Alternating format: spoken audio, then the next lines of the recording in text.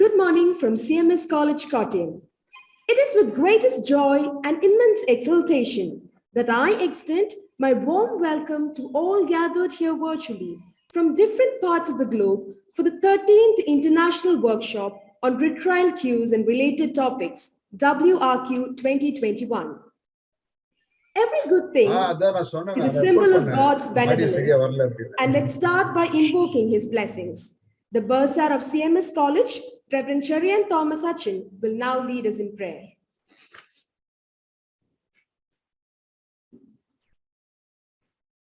Shall we pray?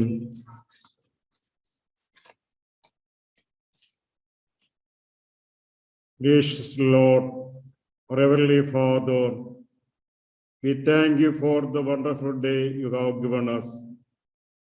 Thank you, Lord, for the blessing us by giving one more day. Oh Lord, we pray for today's program. We pray for your gracious guidance throughout this program. We submit the leaders for this program in your mighty hands. Fill them your knowledge and strength. Oh Lord, let us this program be a blessing for all. We once again submit each and everyone in your hands. Be with us and guide us. In Jesus' name we pray. Amen.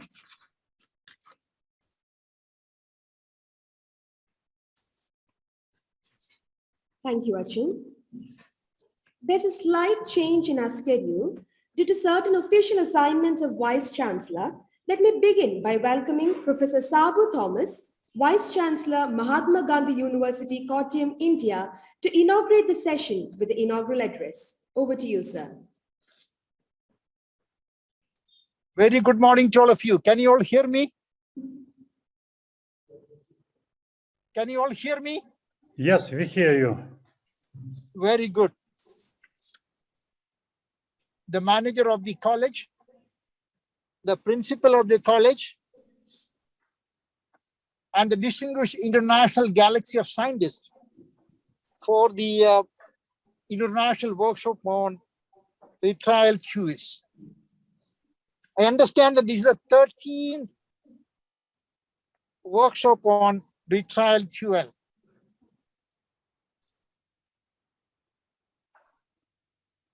I understand that this was initiated in 1998 in Madrid.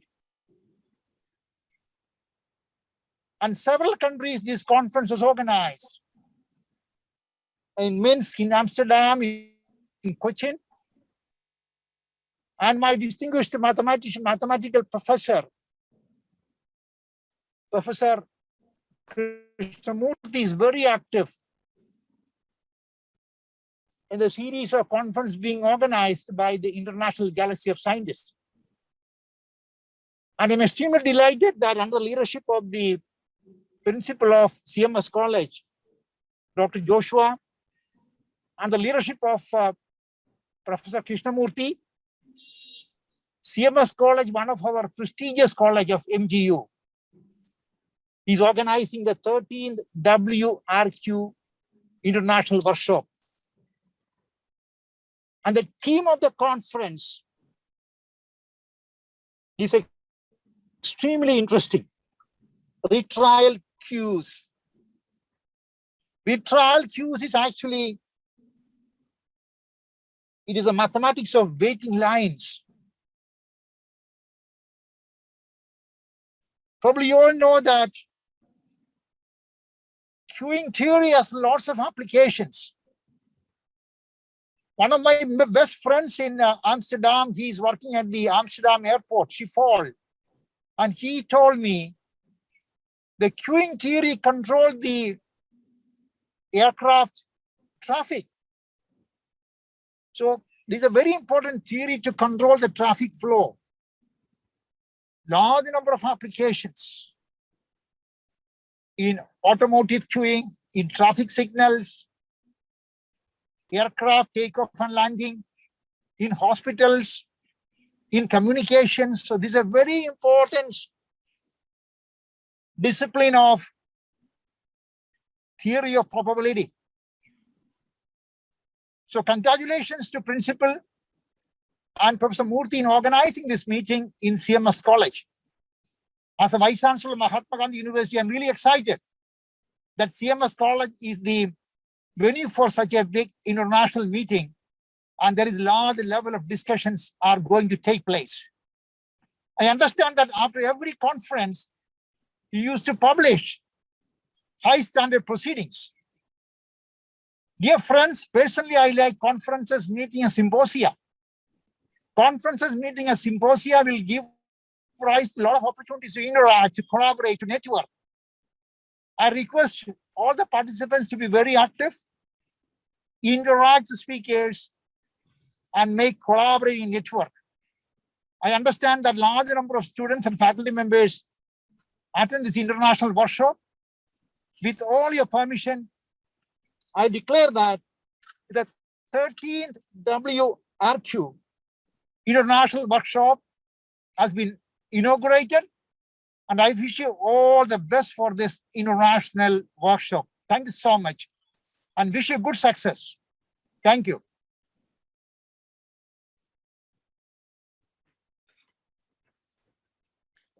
Thank you, sir.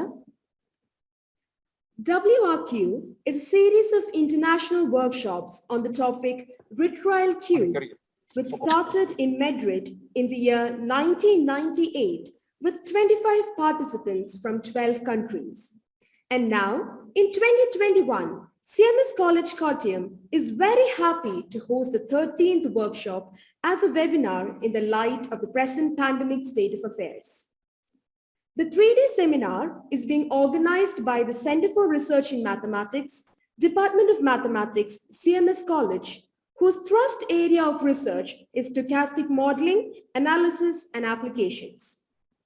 May I request Professor Achyuta Krishnamurthy, Co-Chair WRQ 2021 and Honorary Director, Center for Research in Mathematics, CMS College, to welcome the gathering.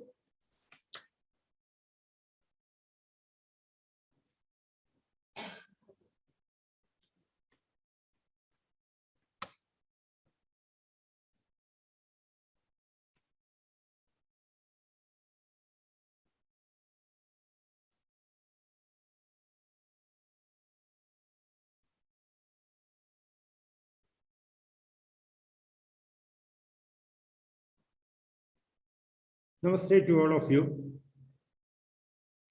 Why I say namaste is because at some places it's night, late afternoon, at some other places early morning, and so on. So namaste is the best way of greeting all the participants.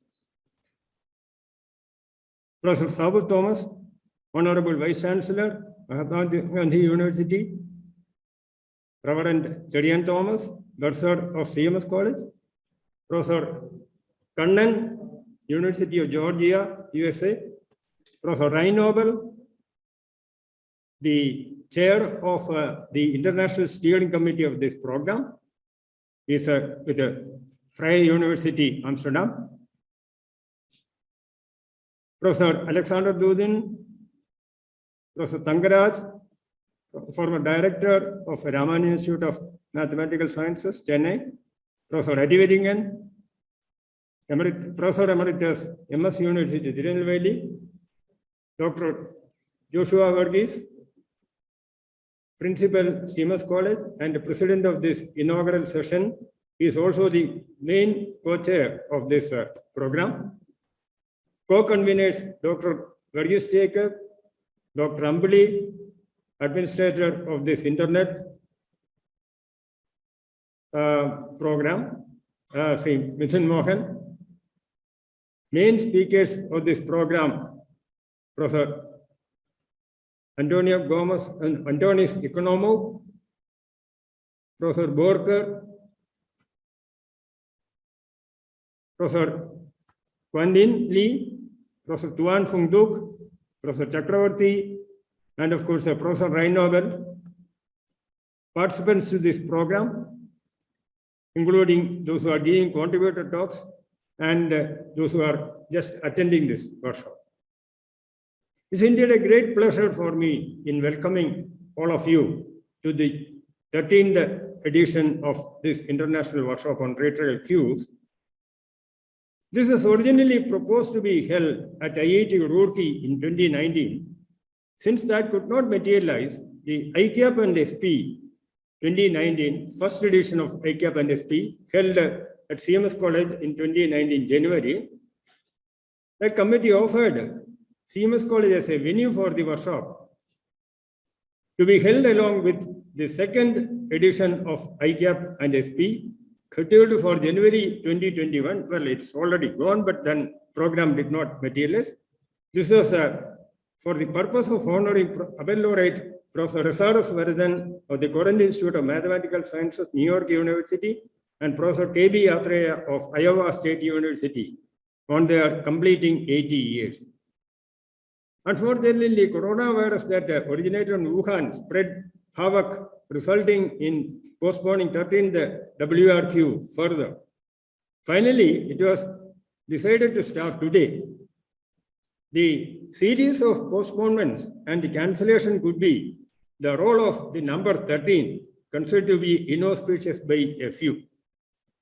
The coronavirus spread misery in the life of many. Perhaps an exception to this is the widespread use of internet in organizing programs like this. We can have much better participation in terms of number of and quality without wasting time on travel and money on hotel stay. It's of course at the expense of the one-to-one meetings we could otherwise have had. Though online webinars are fine for researchers, it's not a good medium for regular classes. I was fortunate to attend the first international workshop on retrial queues held at Madrid during September 1998. The pillars behind the program were late Professor Jesus Artalejo, his wife, Professor Maria Jesus Lopez Herrero, Professor Antonio Gomez Corral. They contributed to, they continue to be the brain behind the subsequent retrial queue workshops held until the sad demise of Professor Jesus Artalejo in 2014. By that time, almost 8 international workshops on retrial queues were organized at different parts of the globe, including the one held at Quissat in December 2002. Professor Jesus Artalejo also suggested that WRQ, this workshop, should be expanded to include other branches of stochastic processes that have potential applications in retrial queues, and also keying theory in particular. Thus, the international workshops on retrial queues were held, those international workshops held after the Miraflores meeting. This is a hill resort in Spain. Were having a variety of other topics in the discussion. The ECQT, namely the European Conference on Queuing Theory, started with the aim of taking out of Madrid, the Madrid Conference on Queuing Theory. That was how it was named until 2010 or 2012 perhaps. Renamed as a ECQT because the initial conferences on queuing theory were named as a first Madrid conference, second Madrid conference on queuing theory, like that. And therefore, when it was taken out of Spain, it was renamed as a European Conference on Queuing Theory. The contribution of Professor Jesus Artalejo to queuing theory in general and retrial queues in particular are quite enormous. He authored or co-authored a large number of papers on queuing theory and retrial queues, authored a book on retrial queues along with Professor Antonio Gomez Corral, edited several conference proceedings on retrial queues. Professor Maria Jesus requested me to pass on her best wishes to all participants of this program when the organizing committee approached her with a request to give a felicitation address. She very much wanted to be part of this program. Just for the inaugural session, she wanted to join. Unfortunately, she had already scheduled a visit to a remote village, namely Seville in Spain, where internet connections is weak or even could go off at any time. With this long description, I come to my pleasant duty of welcoming all of you to this program. A hearty welcome to Professor Sabu Thomas, Honorable Vice Chancellor of Mahatma Gandhi University. Despite his busy schedule, he accepted the invitation to inaugurate this program. And so a quite hearty welcome to Professor Sabu Thomas. A hearty welcome to Reverend Chedian Thomas, the bursar of CMS College. Professor Reinobel gave us suggestions during the past few months on the organization side. To him, a big thanks. Also, thanks to Reinobel for agreeing to give a plenary talk. To Professor Kannan, Professor Alexander Dudin, Professor Tangaraj, Professor Adivaringan, my heartfelt thanks. Professor Kannan talked to Dr. Joshua and me yesterday night. Because of serious health issues, he is not able to give even a video message of blessings to this program. Nevertheless, he passes on his good wishes for the successful conduct of this program. Dr. Joshua, the principal of this institution, is the brain behind this program. Hearty welcome to Dr. Joshua. Dr. Verghese Jacob and Dr. Ambli Matthew are two other pillars of this program. Hearty welcome to both of them. To Mithun Mohan, again, the administrator of Internet, a great job he is doing to ensure that the communications facilities going on smoothly. Thank you very much, Mr. Mithun. Yeah, hearty welcome to Professor Antonis Economo, Professor Vivek Borkar, Professor S.R. Chakravarti, Professor Van Lin Lee, Professor Tuan Phung Duc.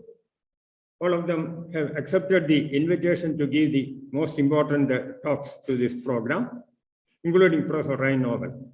To all those who are giving contributor talks, a hearty welcome, and to all those who are participating in this program, a quite warm welcome.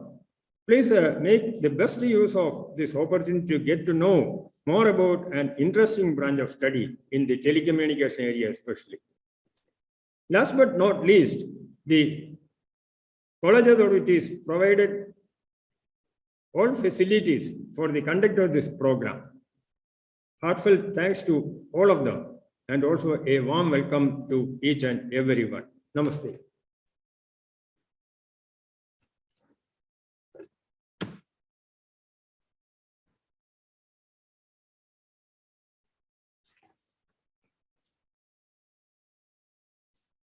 Thank you, sir, for the warm welcome.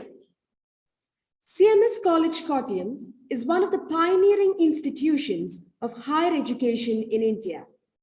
The college holds a unique status in the history of India for being the first college completing a continuous journey of more than 200 years. A good leader is as a root, out of which as branches the efficient functioning dot spring. We are fortunate enough to be captained by a man of vision and enterprise, our principal, Dr. Verghese Joshua. I welcome our dear principal, Dr. Verghese Joshua, co-chair WRQ 2021 for the presidential note.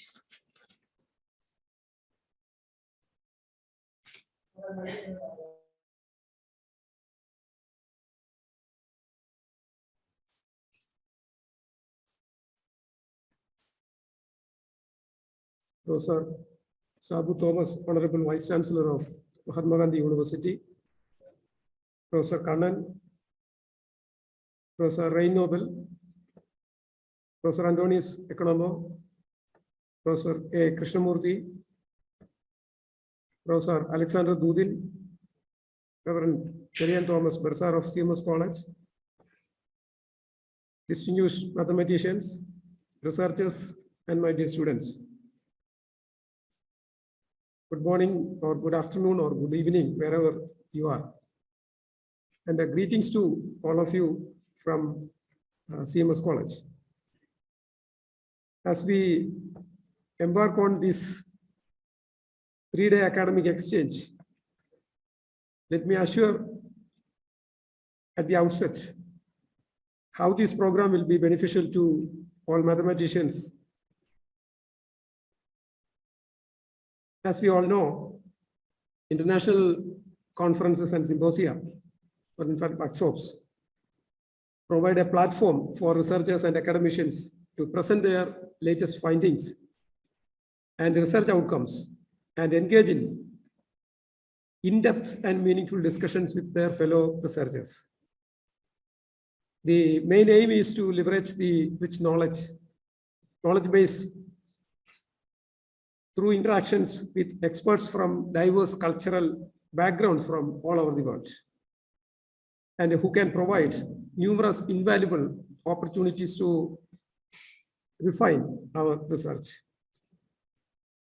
In addition to the crucial visibility our research gets on an international platform, the why, how, and if involved will broaden the horizons further. It is essential to find out what is current in our field of study to survive in an academic discipline in a highly competitive world. Academic conferences will keep us updated on new findings that have taken place, which is one of the primary reasons one should attend an academic conference. CMS College is proud to host the 13th International Workshop on Retrial Queues and Related Topics 2021, WRQ 2021. We all remember the first WRQ, which was held in 1998 at Madrid, as Professor Krishnamurthy mentioned in his welcome speech. I also joined to salute the organizers, in particular late Professor Jesus Ateljo, his wife Maria Lopez Herrero, and Professor Gomez Corral. The first WRQ, which was attended by 25 mathematicians and from different countries, 12 countries. And it was fortunate that Professor Krishnamurthy, my master, attended that first conference, and I remember the publication of that first conference, which happened in Top in 1998. And I was also blessed and fortunate that my first publication was with Professor Jesus Ateljo, and I consider it as a blessing. And then WRQ continued after Madrid, Amsterdam, then 2002 it happened in Cochin, and it was organized by Professor Krishnamurthy, and then Korea, then again Madrid, Athens, then Beijing, then Seville, Spain, then Tokyo, then again Amsterdam, and the last one, 12th, was in Tomsk. Again, we are fortunate to attend. Professor Krishnamurthy, myself, and Professor Dr. Varghese Jacob attended at Tomsk, and now at Kottayam. And I also wonder two main conferences related with stochastic processes, as Professor Krishnamurthy mentioned, WRQ, and now it renamed as ECQT, originated from Madrid. It gives me immense pleasure to welcome all of you to CMS College virtually, which has a history of over 200 years. As we look back at the 2 centuries we have traversed, we see many things we can justifiably be proud of. And I think what makes CMS College unique is how the college fosters a proactive environment of quality education, learning experience in higher education space to students who are looking for a well-rounded academic experience, while enhancing skills in all areas in higher education, with outstanding infrastructure and a research-driven academic environment. Founded in 1817, that is 204 years back, the CMS College Kottayam is now one of the largest higher education institutions in India, with 23 departments offering 47 programs. Mathematics was one of the first disciplines which was offered in 1817 itself. The thrust area of research in mathematics now at CMS College is stochastic modeling, analysis, and applications. The department is committed to maintaining high standards in academic transactions and propelling towards excellence in research, particularly under the expert guidance of Professor Krishnamurthy, and college is very much indebted to the services rendered by Professor Krishnamurthy. While bringing all the academic intelligentsia under the one umbrella, this conference, convened every year, is an opportunity for mathematicians from across the globe to discuss and develop the advances in Retrial queues in particular. Though the conference is conducted virtually, to be here in the presence of outstanding mathematicians is an exhilarating experience. I extend a warm welcome to all the delegates who participate in this conference. I also extend my heartfelt gratitude to all those who have extended support to the conference as well. I wish all success to this 3-day conference, and thank you.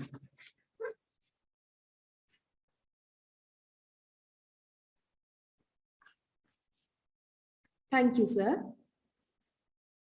The chairman of International Steering Committee WRQ 2021 is Professor Ryan T. Noble, Vrije University, Amsterdam, Netherlands.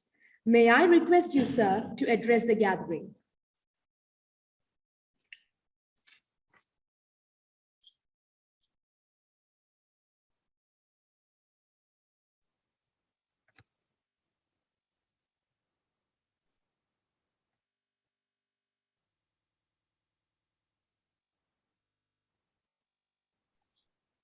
You hear me? Yes. Okay. I don't see myself. Well, I speak only a very few words. I'm very glad that Professor Krishnamurthy and his group, Professor Joshua and all the others, Amberly and all other people, succeeded to organize this workshop in such a short time. Really, the coronavirus has destroyed a lot of international communications, at least at the human level. And well, for this reason, we had to postpone the original workshop planned in, as Professor Krishnamurthy said, in January 2009 and 2021. And well, now 2021 is nearly at its end.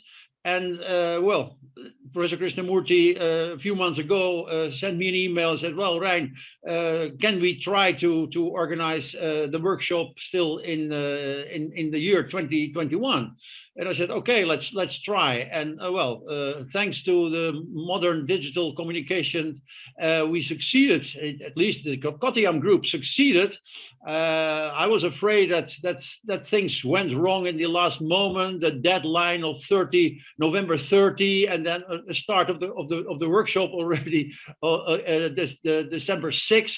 But I think the Kottayam group did a great miracle.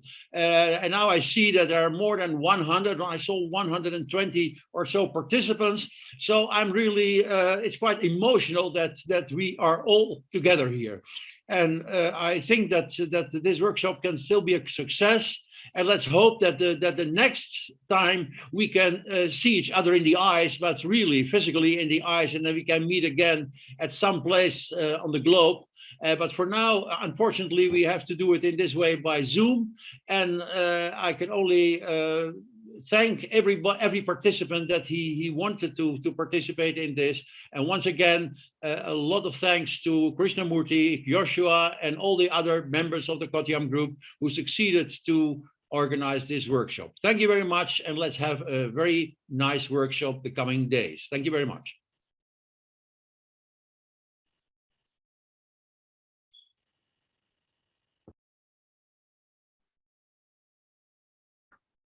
Thank you, sir. May I invite Professor Alexander Durin, Belarusian State University, Belarus, for the felicitation note. Dear colleagues, I am very happy to participate in this inauguration of Setting International Workshop in Retrial queues. In internet, the organizers presented all history of these workshops from Madrid 1998 to Tomsk 2018. I can say several words about prehistory of these workshops. The prehistory is approximately as follows. In 1996, Professor Artaleja got invitation to manage a special issue of journal Mathematical and Computer Modeling. And there was a lot of submissions to this special issue, so he got idea to collect some team for research in retrial queues.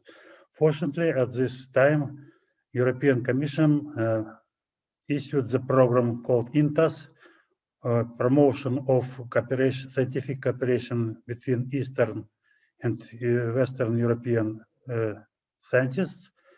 And Artaleja applied for a project, including team from Spain, Jesus Artaleja, from Portugal, Maria Ramalhota, from Netherlands, Professor Henk Times, and 3 teams from West and 4 teams from East. Gennady Falin from Moscow, Professor Pavel Bocharov from Moscow, Vladimir Anisimov from Ukraine, and myself from Belarus.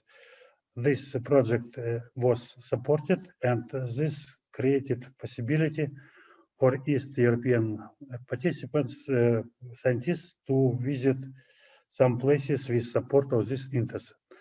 Thanks to this, due to support of INTAS, workshops in Madrid, Minsk, and Amsterdam were organized. After that, INTAS project was finished, but Artaleja decided that work of this workshop was quite successful, and we decided to continue this workshop. The first workshop after this, after INTAS area, was in Kachin 2002. It was a very, very nice workshop, combined with conference and stochastic models. And I visited this conference. It was my first visit to India, and I was highly impressed by the number of participants, level of scientific program, and hospitality of organizers. It is pity from one side that now we can make presentation and can speak to each other only via internet, because I know that organizers of this conference are very successful in organization. I know that Professor Krishnamurti organized many international and national conferences. I participated in some of them, and know that they were conducted on very high scientific and organizational level. So it is no doubt that if this conference was not in internet but in real life, it would be more nice for participants to participate in this conference. But I have to say that because we have virtual conference via internet, now I counted up to 116 participants of our session. So never our workshop had so many participants. So the work via internet allowed us to extend the number of participants of workshop. And at conclusion, I would like to congratulate Professor Rein Nobel, who is the main organizer, manager of these conferences. After Professor Taleha passing away, and Professor Krishnamurti, Varghese Joshua, and other Indian colleagues for a very good organization of this of start of this workshop. I hope that finish will be also very successful.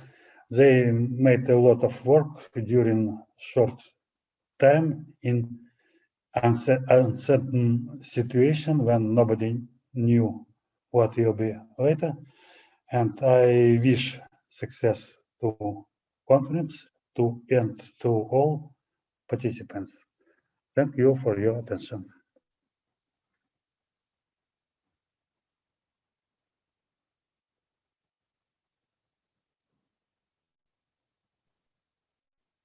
Thank you, sir, for your words. Professor V. Thangaraj was a former director of Ramanujan Institute of Advanced Study in Mathematics, University of Madras, India. May we have you, sir, for a few words, please?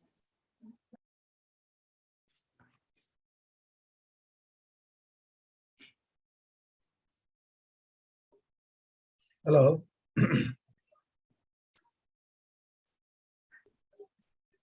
Hello. Am I audible? Yes, sir. Am I audible, friends? Yes, sir. Guys, you're audible. Sir? Krishnamurti sir? Yeah, start. You can start, no problem. Can you hear me? No response. Yes, we can hear you. Huh? We can hear you. Okay, okay, fine. No, I know very doubt whether my voice is audible or not.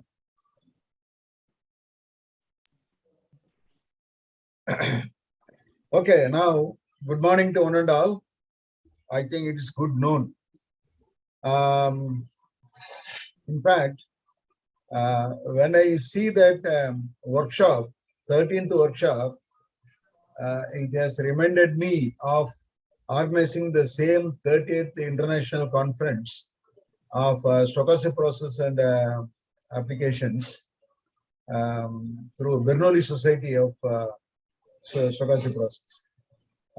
We had it only on in Banaras Hindu University, somewhere in the 80s. Now, the number 13 is very much associated with India, not in other countries, it seems. But anyhow, that WRQ 2021, it paves way for young researchers to dwell further into study, analyze, or to do research in this wonderful area. In fact, I would say now, we are going to see so many cherries on the top of ice creams. So we have so many star speakers in this wonderful workshop. And this workshop I consider to be a new cosmos for young researchers, and those who are already traveling in this cosmos, they can still further find out new planets. But whereas the young researchers, it is a wonderful experience to see what is going on in this field. In fact, we know queuing theory born out of telephone exchange problem right from Erlong, and then this Retrial queue also arising from such type of practical situations, namely telephone switching system, telecommunication network, computer network, and computer systems, and so on and so forth. Now, the Retrial queues as such, the arriving customers find all servers, there are many servers are busy, and in between if there is a waiting room occupied, then he may go outside and take some rest and then come back if he is interested to get the service. So such type of situation has been modeled as a Retrial queues. And those who want to take little time and then come back, they are called in orbit. So now here, the usual queue, you have servers and then waiting room. But whereas here, we will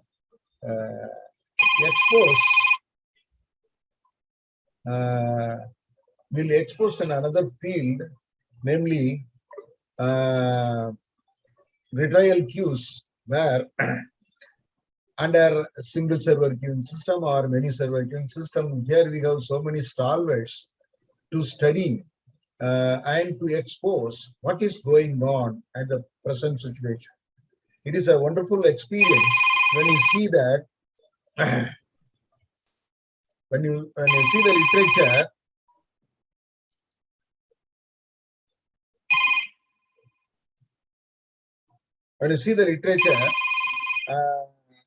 whether it is a single server or multi-server, and there are certain qualities which are inbuilt in the retrial queues. And once you study this retrial queue, you may also reminded of queue with vacations. So there is inbuilt marriage between the retrial queues and the queues with vacations. And then you are going to see beautiful concepts, how they are connected, how one model is useful to study the other type of models. And there is a one inseparable property that you are also going to see is stochastic decomposition property, and how they are used in various models.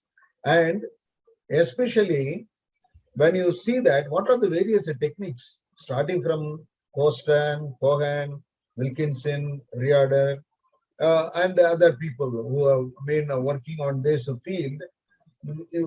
Our purpose here is to expose different techniques to analyze the models. What are the technique difference? Already they have supplementary variable techniques, and direct derivation method, closure method, and matrix geometric methods. There are so many methods are coming, and then these are coming analyze analytical methods. And there are some problems for which we have numerical solutions. Now here, the stage is set from international star speakers to explore more techniques, more numerical methods, how to analyze this type of problem for single server or multi-server retrial queues. I think, I wish these organizers and also participants to have a good time for this wonderful workshop. I consider it as a journey to find out new stars or new planets in this cosmos. Thank you very much. Thank to organizers.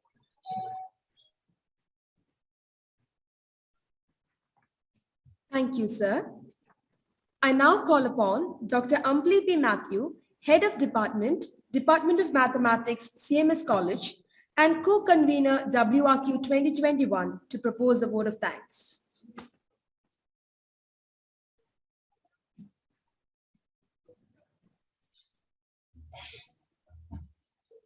Honorable Chief Guest of the meeting, Professor Sabu Thomas, Vice Chancellor of Mahatma Gandhi University, Kottayam, and all other dignitaries who are present in this meeting. Cultivate the habit of being grateful for every good thing that comes to you and to give thanks continuously. And because all things have contributed to your advancement, you should include all things in your gratitude, said Ralph Waldo Emerson. Keeping this in mind, let me take this opportunity to put all my gratitude into words.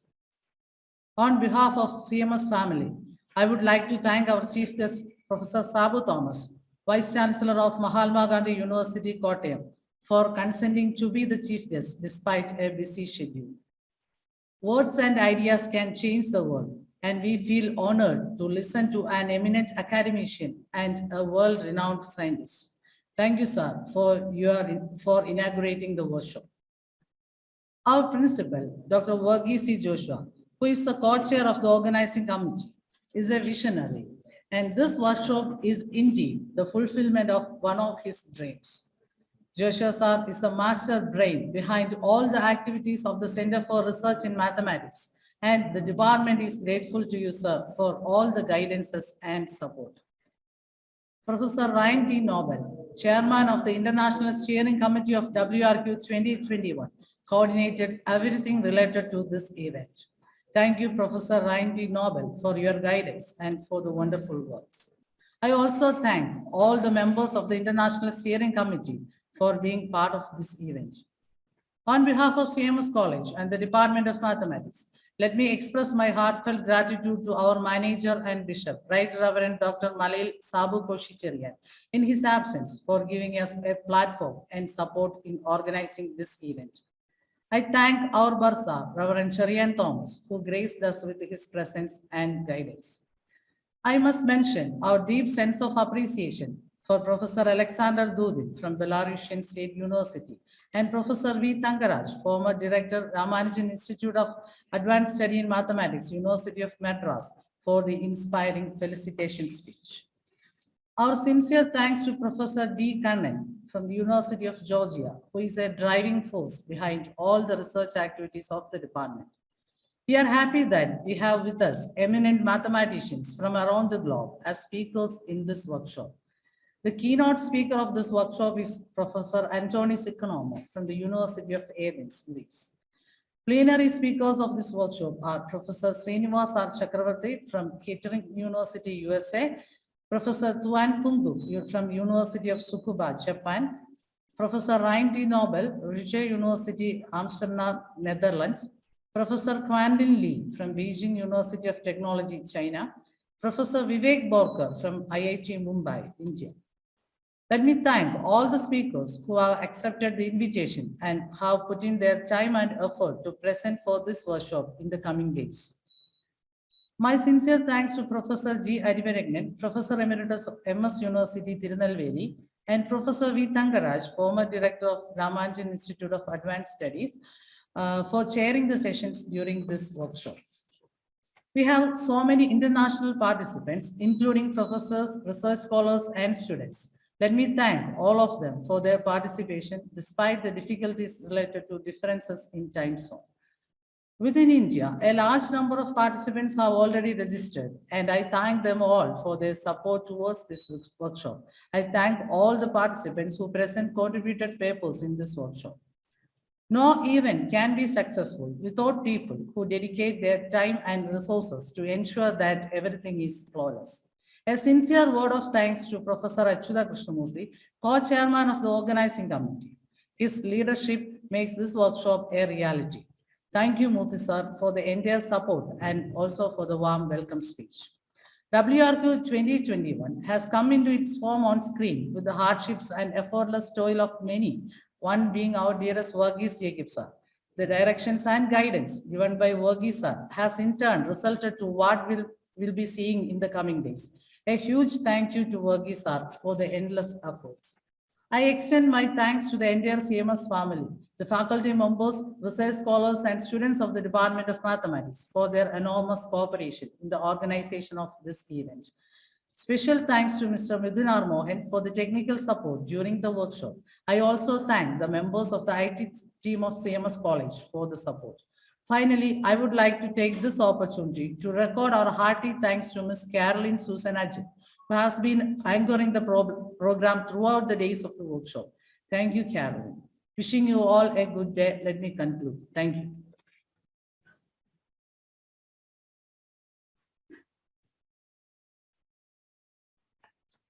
Thank you, ma'am. With this, we have come to the end of our formal inaugural session. Thank you all for your participation. We shall continue with the keynote address at 12:30 p.m. Indian Standard Time. I repeat, we shall continue with the keynote address at 12:30 p.m. Indian Standard Time.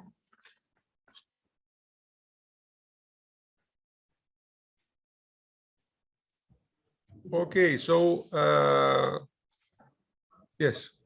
Moving ahead, Professor Antonis Economou, Professor of Operations Research in the section of Statistics and Operations Research at the Department of Mathematics, University of Athens, Greece, is a man whose interests lie in the areas of operations research and applied probability, with side interest in social and economic networks and mathematical biology.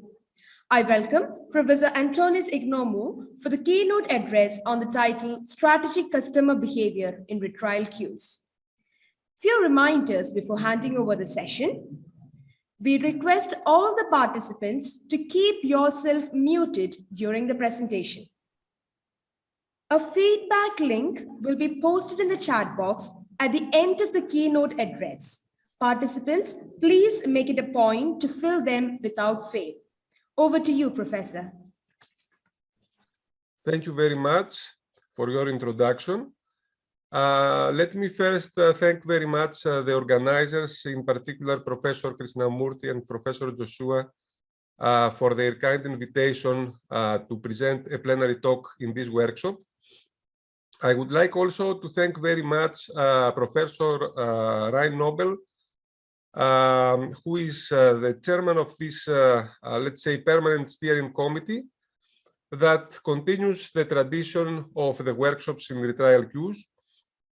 And I would like to dedicate my talk to my late friend and colleague, Jesus Artalejo, who was the man who initiated this series of workshops and who gave through his work and life a great, let's say, push in our community.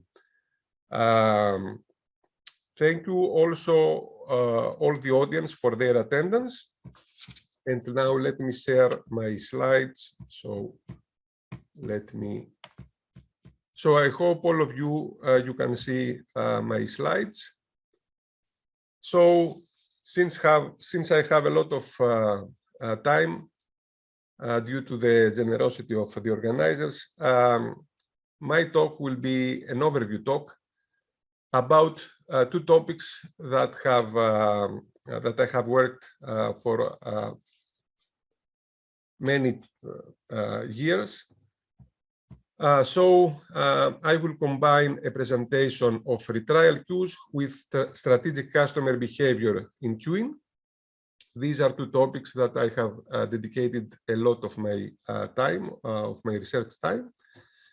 And so I will present the key studies that have appeared in studying strategic customer behavior in retrial queues. And in particular, I will also relate such studies with my own research. So the main problem is the study and the quantification of customer strategic behavior in service systems with usual or constant retrials. And as a modeling framework, you can imagine of a service system, for example, a call center, where the customers who find a busy server either can call later, and in that case, we have the case of usual retrials, or they can leave their contact details and request that they are called back. In which case, we have the constant retrials because the retrial rate is not proportional to the number of customers in the queue, but it is a fixed rate that it is the callback rate. So the corresponding questions for the model with usual retrials is how often should the customers retry for service? So the decision variable is the retrial rate. In the second case of the constant retrials, the main question is whether the customers should leave their contact details or seek for an alternative service provider.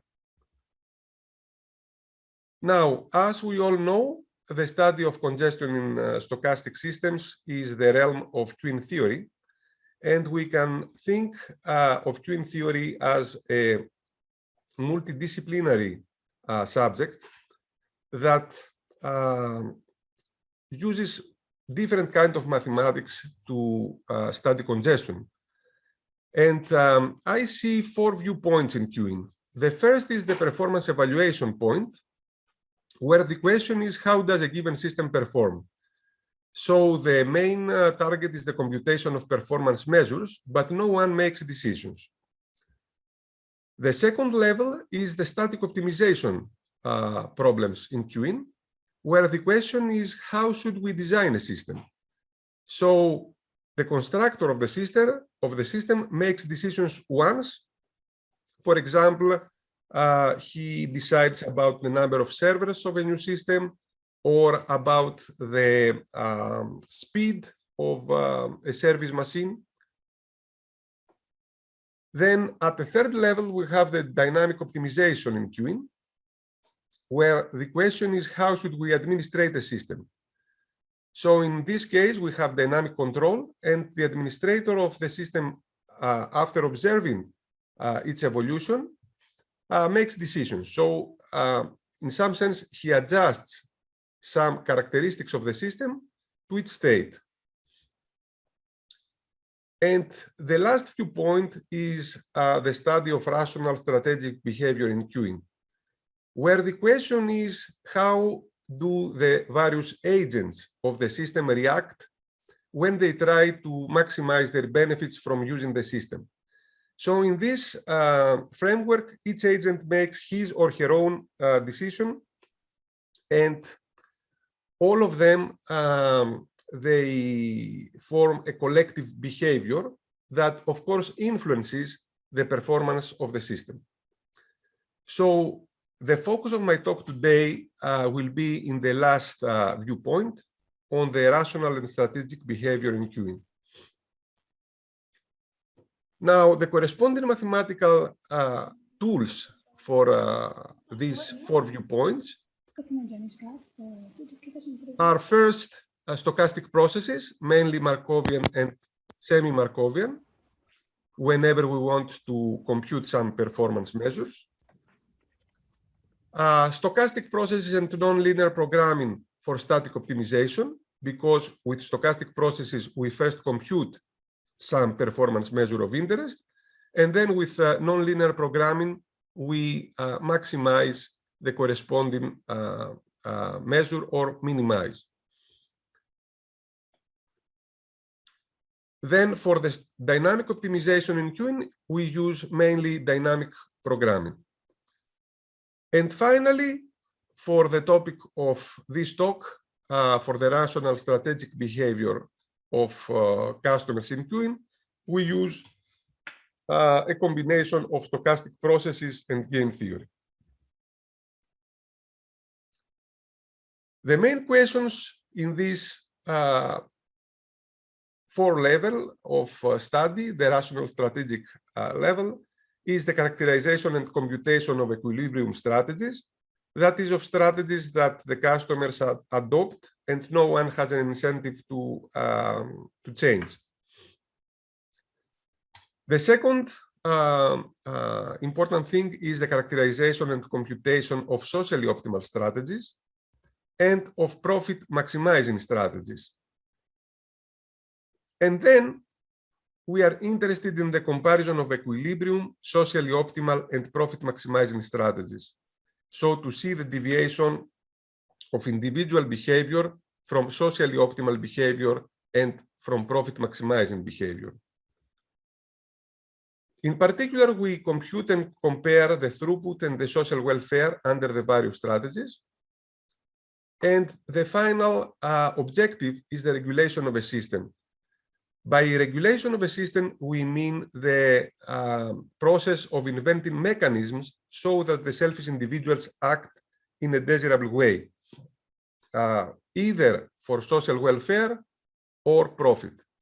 So as administrators of the system, we take into account customers' individual behavior, and we try to set some incentives for them so that they act in a desirable way.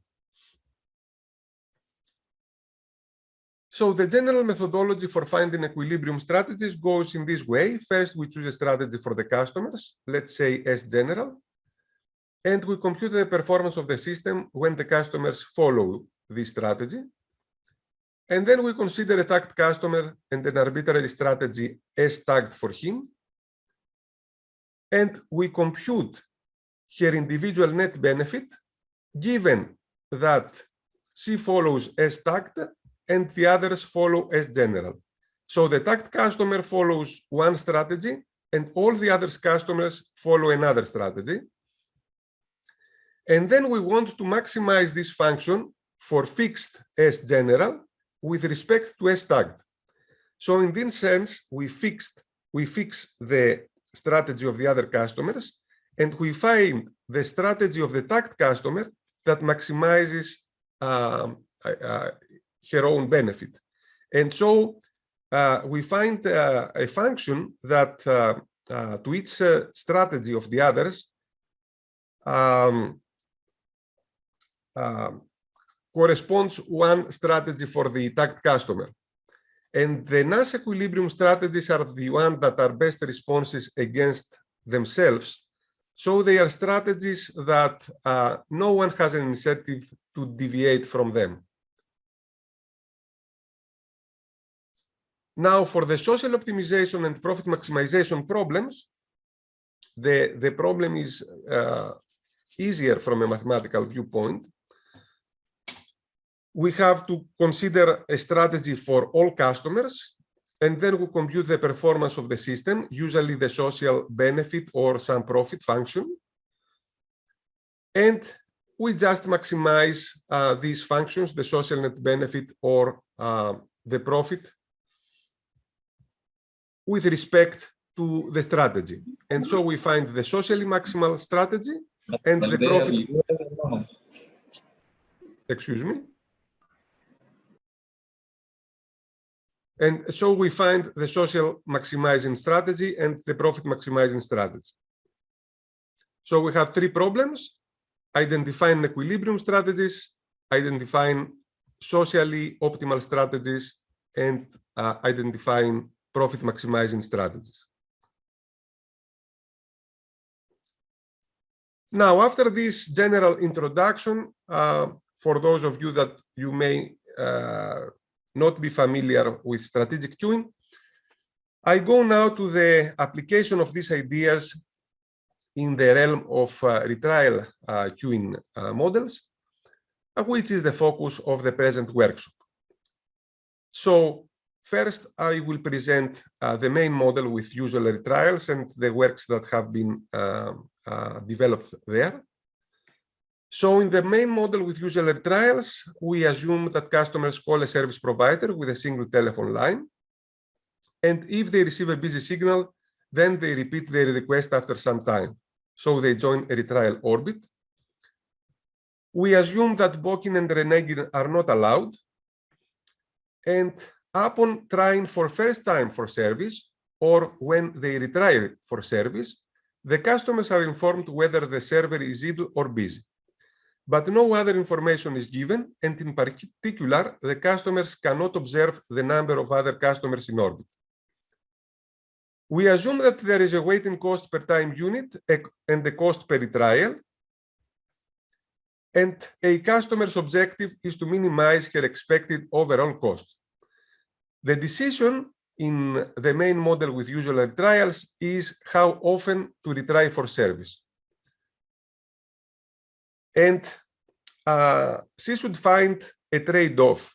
Frequent retrials imply higher retrial cost and lower waiting cost, while infrequent retrials imply lower retrial cost, but very high waiting cost. So what is the ideal retrial rate? That is the question that we try to answer.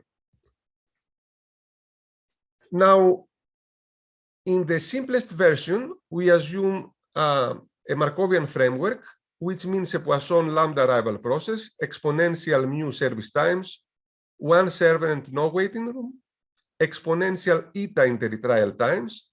And I remind you that eta is the decision variable in this framework.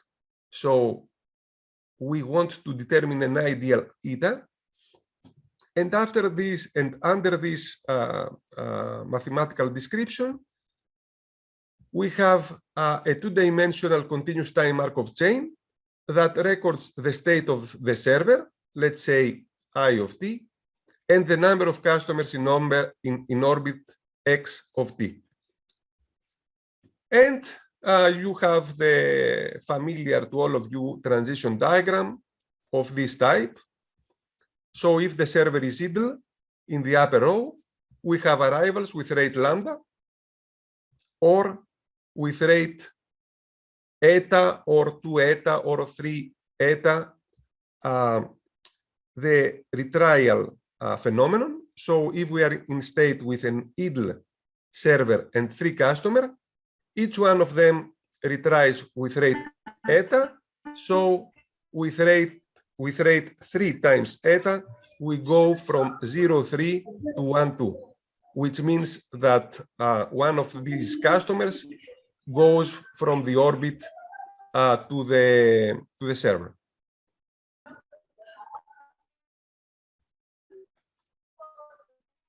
Now, someone has opened the microphone, so please turn it off.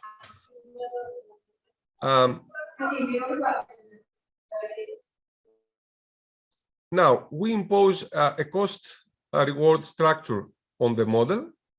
So we assume that there is a service reward R for every customer. Of course, this is not relevant in this model because we have no Bokin nor reneging. So all of them, they take the service reward. But the trade-off is between the waiting cost and the retrial cost. So we have a waiting cost C per time unit that the customer remains in the system. And we have also a retrial cost H per retrial.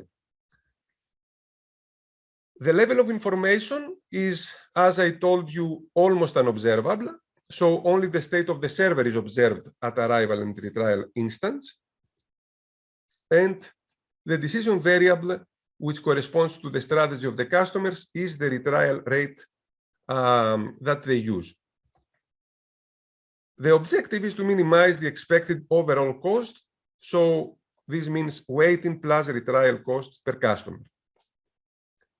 So the first study appeared in 1994 by Elkan, who proved that the individual optimal retrial rate, in other words, the Nash equilibrium rate, is given by a closed formula that you see here, where C is the waiting cost, eta is the retrial cost, mu the service rate, and lambda over mu is the utilization rate.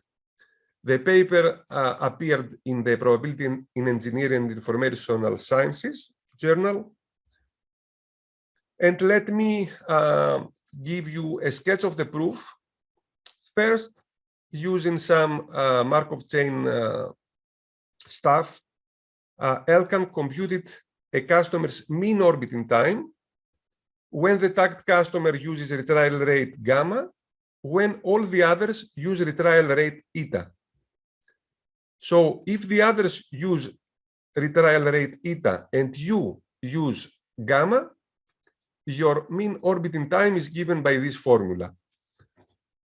And then, excuse me, and then having computed this mean orbiting time, you have to compute a tagged customer's total cost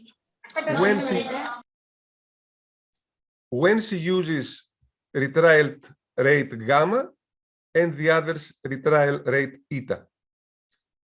So such a customer has a waiting cost, which is C, the waiting time parameter, times the mean time in orbit, which is G gamma eta, plus 1 over mu, which is the mean service time. So this is the waiting cost. And you have also an orbit, a retrial cost, which is gamma times G gamma eta is the mean number.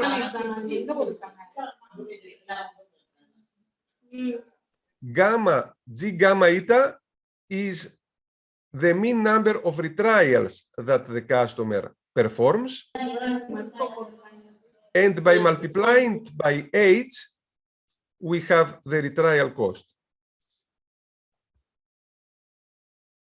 Now, the objective of the customer is to maximize, to minimize his cost by choosing the appropriate gamma considering that the others will use the retrial rate eta.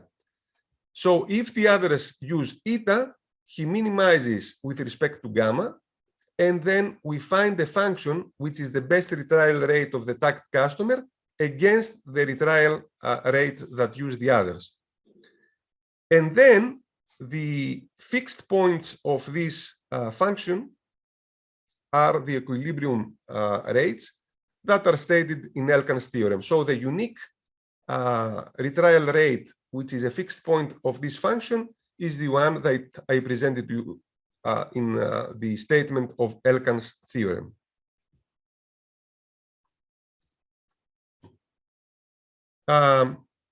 Kulkarni some years earlier had solved the problem of social optimization, which is much easier. And he had determined the socially optimal retrial rate, which is surprisingly independent of lambda. So you see that the arrival rate to the system doesn't play any role on the socially optimal retrial rate. And again, let me give you the sketch of the proof. First, we have to compute the expected number of customers in orbit, which is very easy. And then the social cost per time unit is the waiting cost, which is C times this expected number, plus the retrial cost. So when you have, in average, expected value of Q orbit numbers in the orbit, the overall retrial rate is eta, the individual retrial rate, times this mean value. And so by multiplying with h, we have the mean retrial cost per time unit. So you have this expression for the social cost, and you maximize with respect to eta, and you find this rate that you see in Kulkarni's theorem. Now, there are several important facts that have been proved for the individually optimal, the equilibrium, in other words, the equilibrium rate and the socially optimal rate.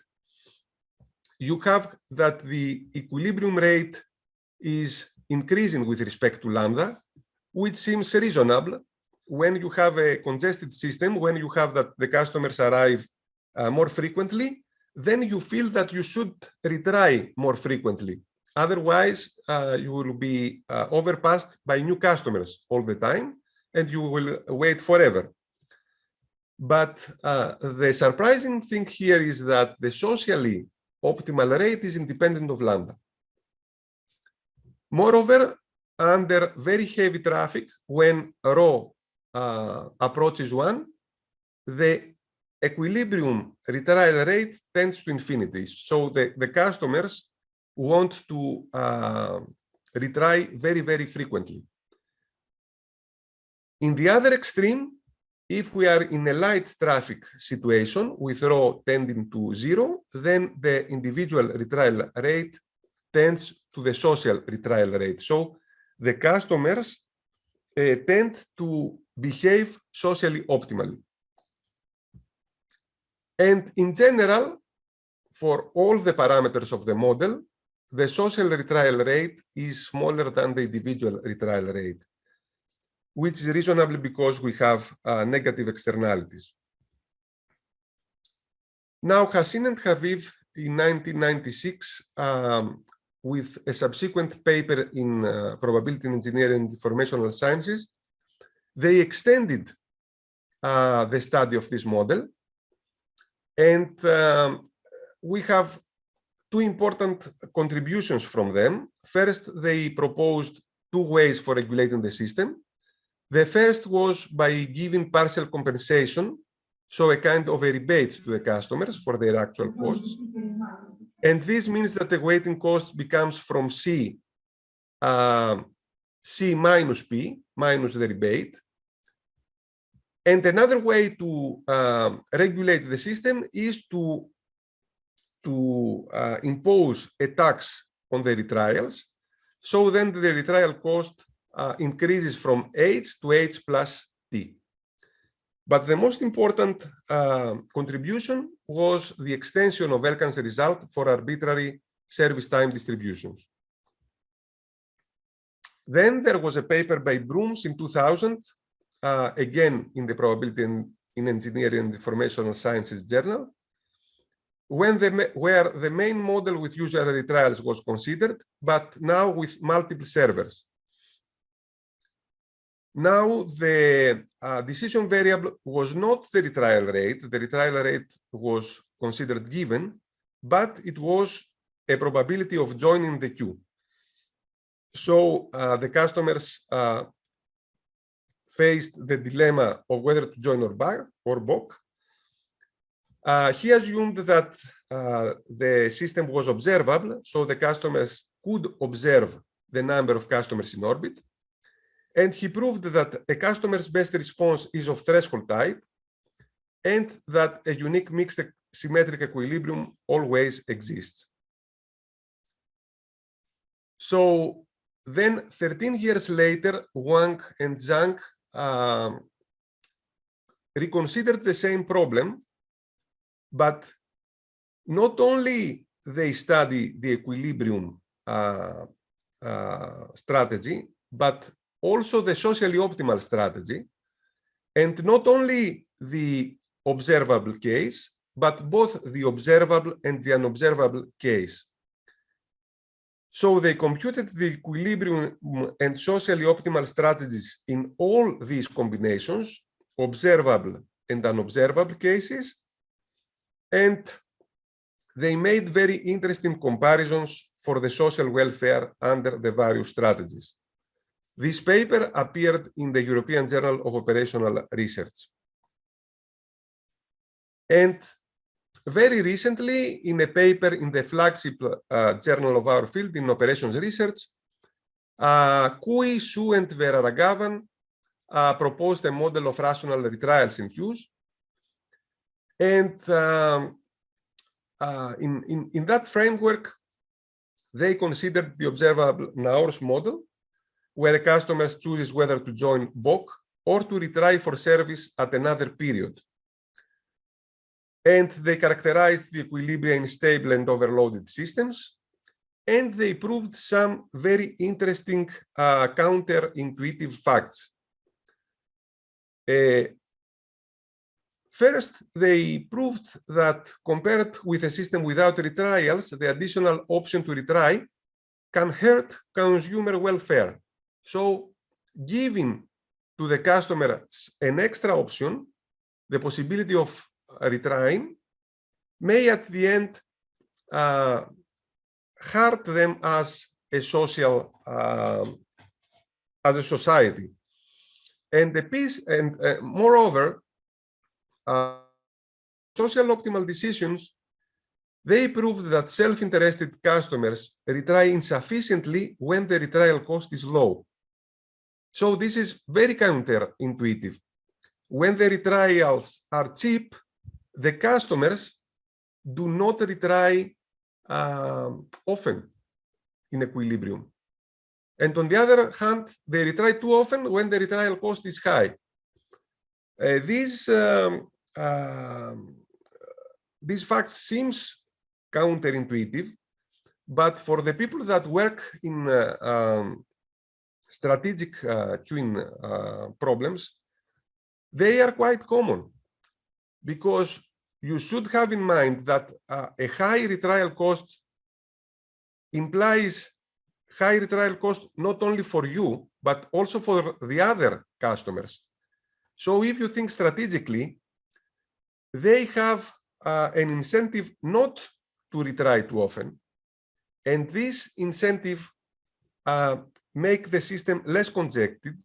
And then perhaps in some cases, it is also for you beneficial not to retry very often. And this is the case in this model. So as I have showed you, there are many studies in the main model with usual retrials. And some of them, they have appeared in very good journals. So I think it's a very interesting area that deserves our attention.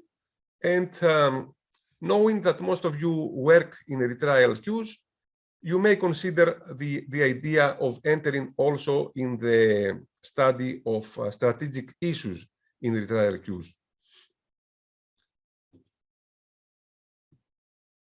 Finally, there is a paper in GMO in 2021, very, very recent, that considers the same model with usual retrials, but with batch services. I will skip the details because I am short in time. And now I will present you the other main model in strategic studies in retrial queues, which is the main model with constant retrials. And I will first consider the unobservable model. Here we assume that customers call a service provider with a single telephone line. And if they receive a busy signal, then they may leave their contact details so that they are called back later, or they may abandon and choose an alternative service provider. Now, the decision is taken only once, when you first retry for service, and we suppose that they are informed whether the server is idle or busy.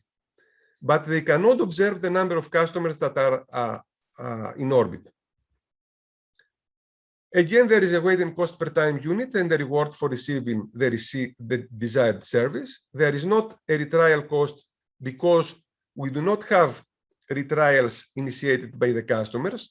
We have retrials that are the calls that the server does. And when the server becomes free, he begins to retrieve a customer among those that have left their contact details who are in the orbit.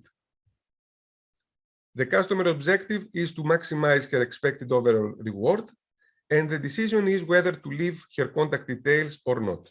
So to join or not join the orbit.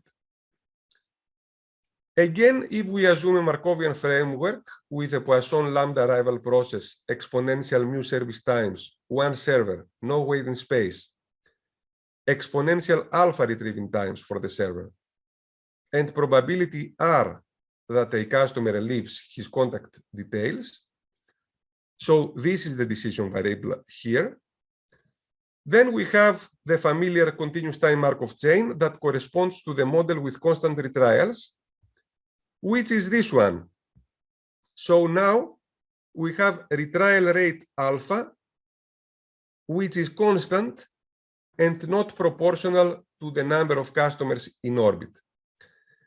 In this main study of the unobservable model with constant retrials, alpha is considered given. The decision variable is the probability that the customer leaves his contact details, which appears in the lower row. So if the server is busy and we have some number of customers in orbit, a newly arrival joins with probability R. So the rates are R times lambda. We again consider the same cost structure. So there is a service reward R, weight and cost C per time unit. The level of information is almost unobservable, so only the state of the server is observed at arrival instance. And the decision variable is the probability of joining. And the objective is to maximize the expected overall reward, which means service reward minus weight and cost. Now, I studied this model with my then PhD student Spiridoula Kanda, and we published this paper in Naval Research Logistics. And the first result was some formula for the individual maximizing joining probability. In other words, we determined the equilibrium probability, the equilibrium joining probability for this model. And here is the formula. When you have the service reward R over the weighting cost C from 1 over mu to infinity, for low service rewards, the equilibrium probability is 0. For high service rewards, the joining probability is 1. And for intermediate service rewards, we have this optimal joining probability R sub B.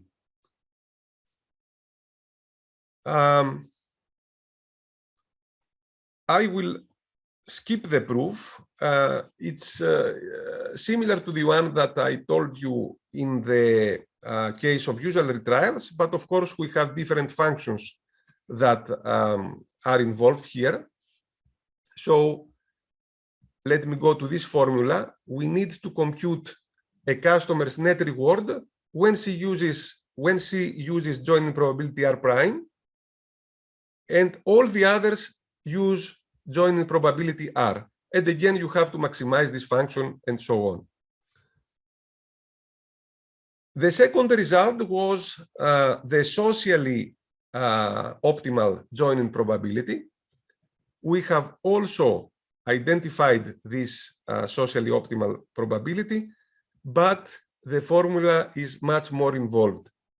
You have to compute a certain number A, and then build upon this A the socially optimal probability. And again, for low values of R, this probability is 0, for high values of R is 1, and for intermediate values, it assumes this formula that we have in the middle branch. Again, I will skip the proof. And regarding the profit maximizing joining probability, so this is the probability that we should somehow impose to the customers, for example, by using an appropriate fee for the service, so that the revenue of a profit maximizer is maximized. So again, here we have succeeded in obtaining a closed formula, which is even more involved.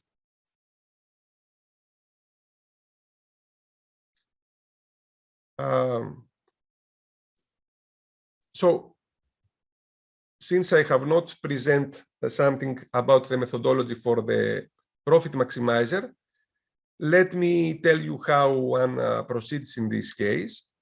The idea is that you think what is the appropriate admission fee to force the customers to adopt a desired equilibrium joining probability R.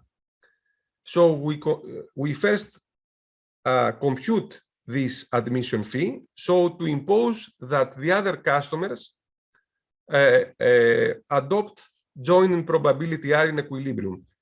And then the profit is the equilibrium entrance rate when they follow the equilibrium joining probability R times the admission fee that we imposed.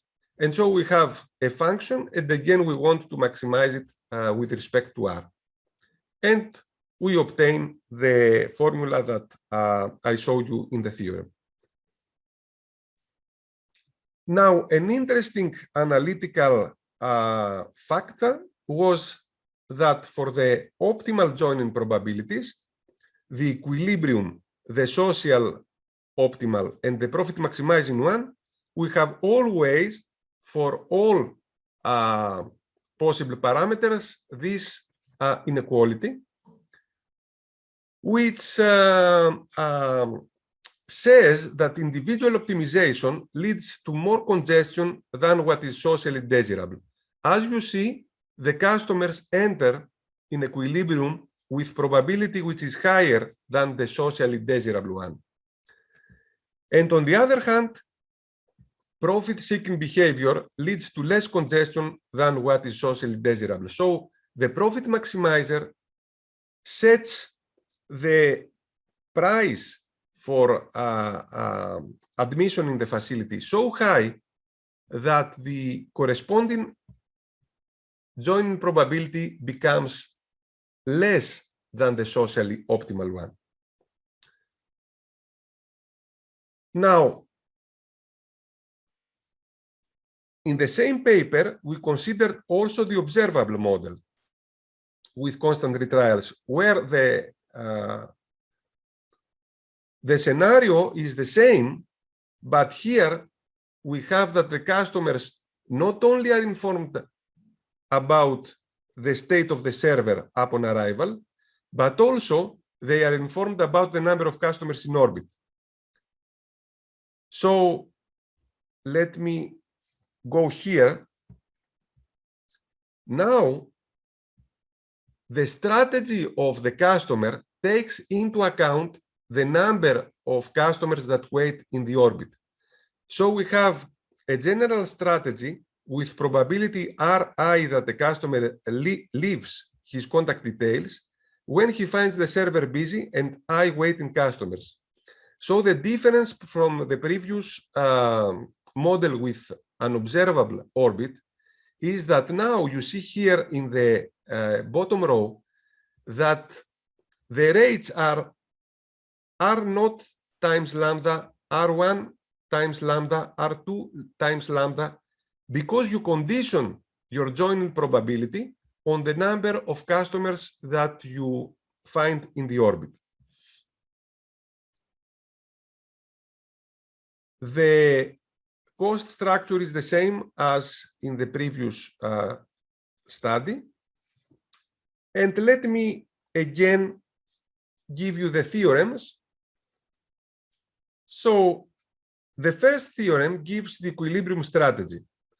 When we are in the observable model, where the customers see the state of the server and the number of customers in orbit, then the equilibrium strategy is to enter if the number that you see in the orbit, the number of customers, is at most NE, where NE is the integer part of this quantity here. So you have a characterization of the equilibrium policy in a very simple and neat way.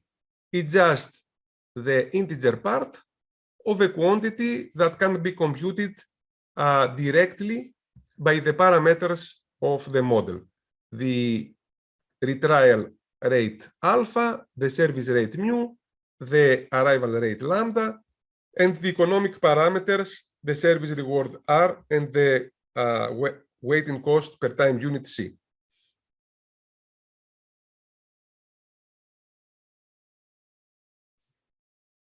The second result was the socially maximizing strategy, which is against of threshold type. So the socially optimal threshold is again the integer part of a number, but now the number is much more difficult to solve. And in fact, the proof behind this result is much more difficult than the proof for the equilibrium. You have to solve an equation, and then NSOC is the integer part of the solution of this equation. And you have a similar result for the profit maximizing strategy, which is again of threshold type. So at the end, you have three thresholds. And again, we have an inequality of the same time as in the observable model. So the threshold, the equilibrium threshold is the larger one, and the profit maximizing threshold is the smallest one. Again, individual optimization leads to more congestion than what is socially desirable, while profit-seeking behavior leads to less congestion. Let me also show you some numerical results from that study. Here you see the three thresholds: the equilibrium, the socially optimal, and the profit maximizing threshold, as the service reward increases from 0 to infinity. And you see here that the equilibrium threshold increases almost linearly and at a much higher speed than the other two thresholds. So the profit maximizing threshold and the socially maximizing threshold are much lower as R increases. And this again happens because customers tend to join ignoring the negative effect that they impose to the other customers. So if we leave the customers to be free, then they overuse the system. Here you see the three thresholds as functions of the arrival rate lambda, and you see that the equilibrium threshold is decreasing, but the socially optimal threshold and the profit maximizing thresholds are unimodal as functions of lambda. So if you think of it, when the arrival rate is very small, then the customers it is not good for the society that the customers enter. The same is true for high arrival rates, but for intermediate arrival rates, it's good for the society and the profit maximizer to leave the customers to enter. And here is the value of the thresholds with respect to the retrial rate alpha. It's not so interesting, so I skip it. And maybe the most interesting numerical result is this one. In this figure, we have the social benefit per time unit under the equilibrium strategies in the two information cases. So this line here corresponds to the observable model, and the other line starting from 0 corresponds to the unobservable model. So what we observe here, but we couldn't prove it formally, is that for low values of the service reward, when the service reward is low, then it is better this model, so the unobservable model. So for low service reward, it's better to conceal from the customers the number of customers in the orbit. But for high service reward, it's better to reveal to the customers the number of customers in orbit. So to have some counter that says, okay, you have left your contact details, you are the customer number 100 to the queue. This seems beneficial for the society.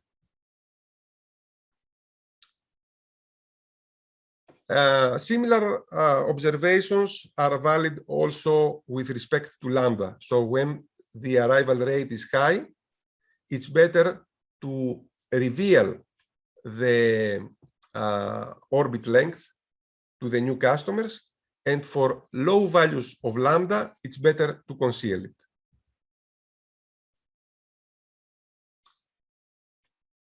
And let me skip the other graphs and present the other works that have appeared since my paper with Kanda.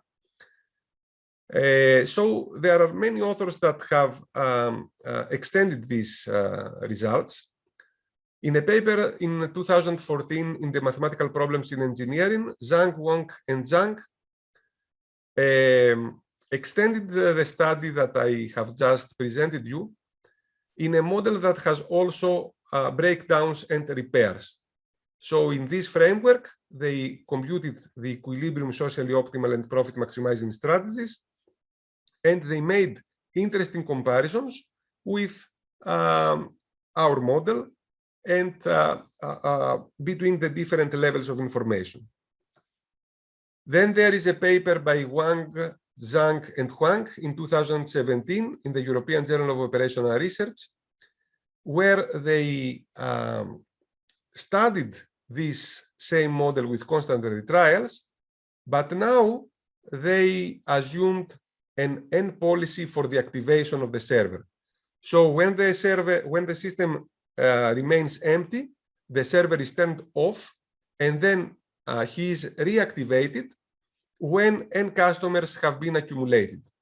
So again, in this model, they managed to compute the equilibrium strategies and to study the social welfare and the price of anarchy in the context of this model.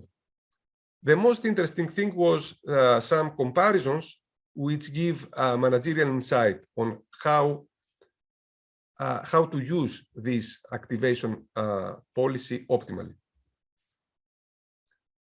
And finally,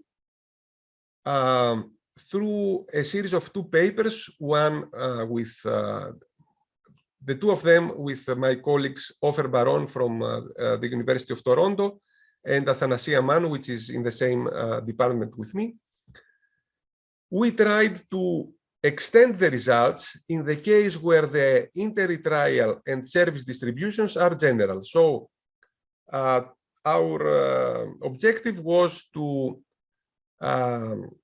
relieve the distributional assumptions and to consider an MG1 type model with general service and inter-retrial distributions. This is much more difficult from a technical point of view.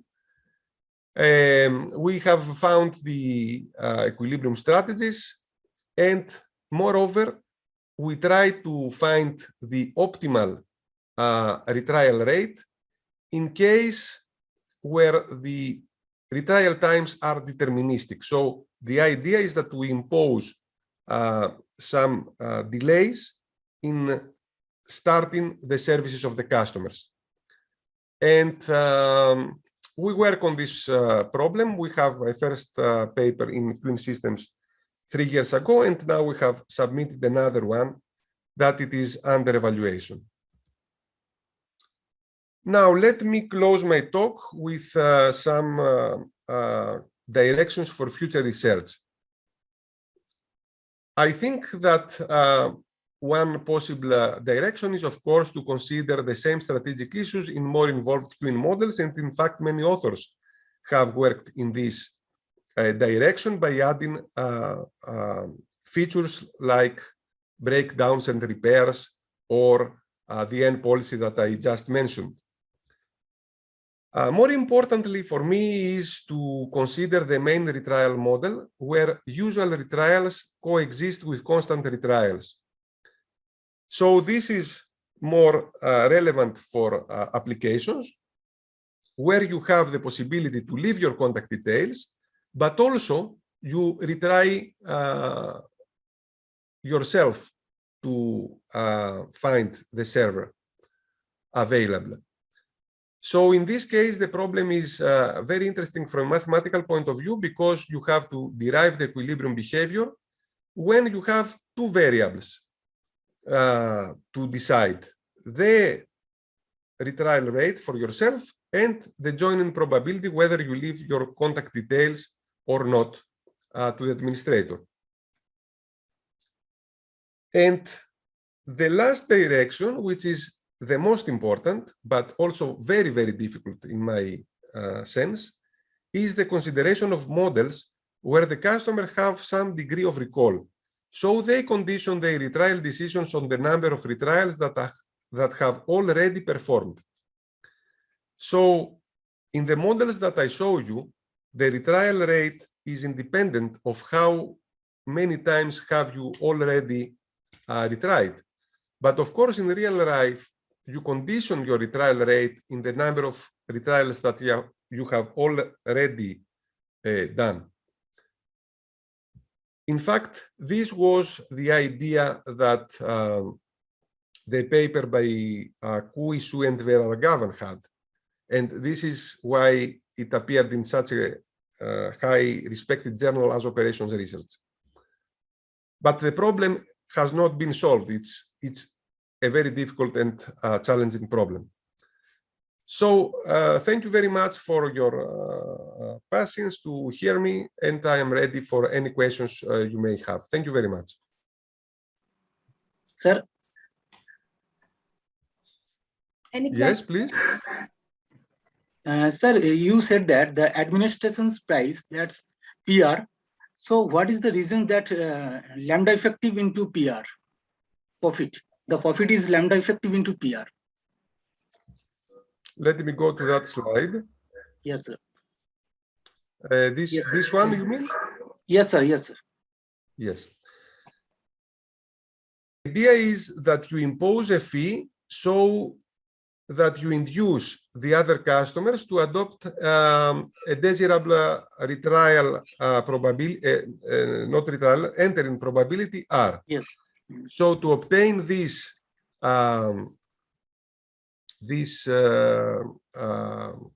joint probability, you set PR, Okay. which is the price that you receive, so to force them to enter with probability R. But then, putting this price, make some of them to abandon. So you have to compute the equilibrium entrance rate. Now, the equilibrium entrance rate, it's not lambda times R, because R is the probability of entering only for those customers that find the server busy. The customers that find the server idle, they always enter. So you have to compute the probability that you find the server busy or idle and to make the average. And it turns out that the equilibrium entrance rate, when the joining probability for those that find the server busy is R, is given by this one. So your profit per time unit will be the true arrival rate, the number of customers that do enter every time unit, times the fee that you receive from each of them. I assume it's more clear. It's clearer Yes, now. yes, yes, yes. Okay. So what is the reason that reneging is not included in our strategy model? Excuse me? Sir, in some paper I saw that the reneging is not included in strategy. Yeah. So what is the reason? Well, the reason is that if you in this unobservable model, if you enter, yes, you have somehow assessed that it is profitable for you in average to enter. So as the time goes, the conditions are improved. It's not possible that they become worse, because some customers will leave and some customers will go to orbit after you. Some customers will go immediately to server, but already the time that you decided to enter, you have taken into account this effect. okay. So in this model, as the time passes, the conditions are improved and there is no reason to renege. Okay, thank you, sir. Mm-hmm. Sir, one more questions. What is the difference between expected net benefit and social net benefit? Social welfare and expected net benefit.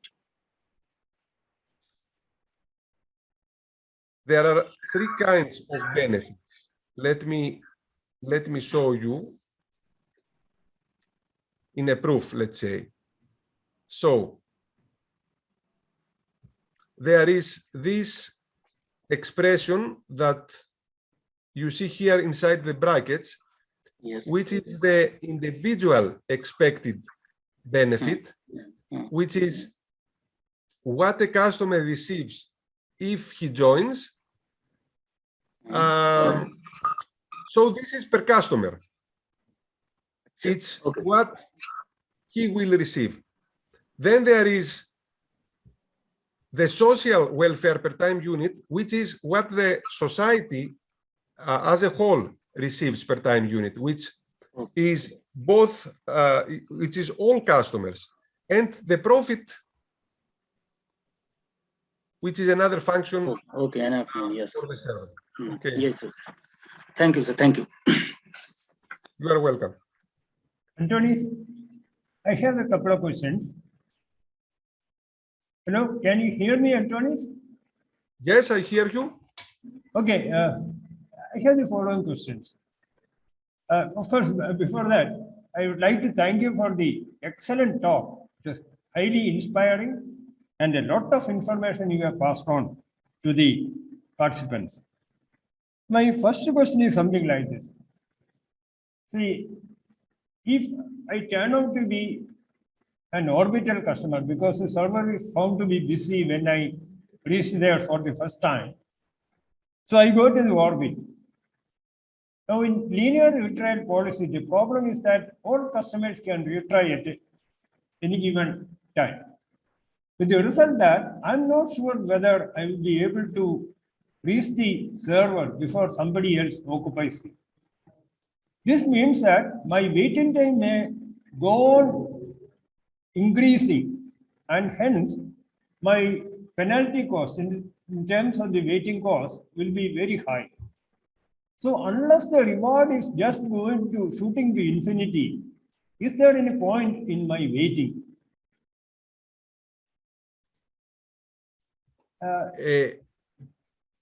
Well, the whole situation is this best trade-off that I tell you. So on the one hand, if you don't retry, then you will have a lot of people overtaking you. If you try very often, then you pay a lot for retrials. So in this kind of strategic interaction, we compute the benefit that you have when the others follow some strategy and you follow your strategy. And at the end, you want to find a strategy that is a best response against itself. If you don't retry at all, you will not receive service forever. If you retry very often, then you will have to pay an enormous amount of retrial cost. That is the idea. Oh, I see. Oh, there is still a chance of, no, the more the number of retrials I make, the higher is my chance to get the server. Mm-hmm. But you pay more. Okay, okay. So another question is, see, is it not better to go for a first in, first out policy for orbital customers, because they are at least assured that those who are waiting in the queue for a longer duration will have a higher chance than somebody else joining as the last one perhaps would be getting a chance first to access the server. So FIFO will be probably the best for such a situation. Do you agree? Yeah, of course, you have stated that FIFO in some context in the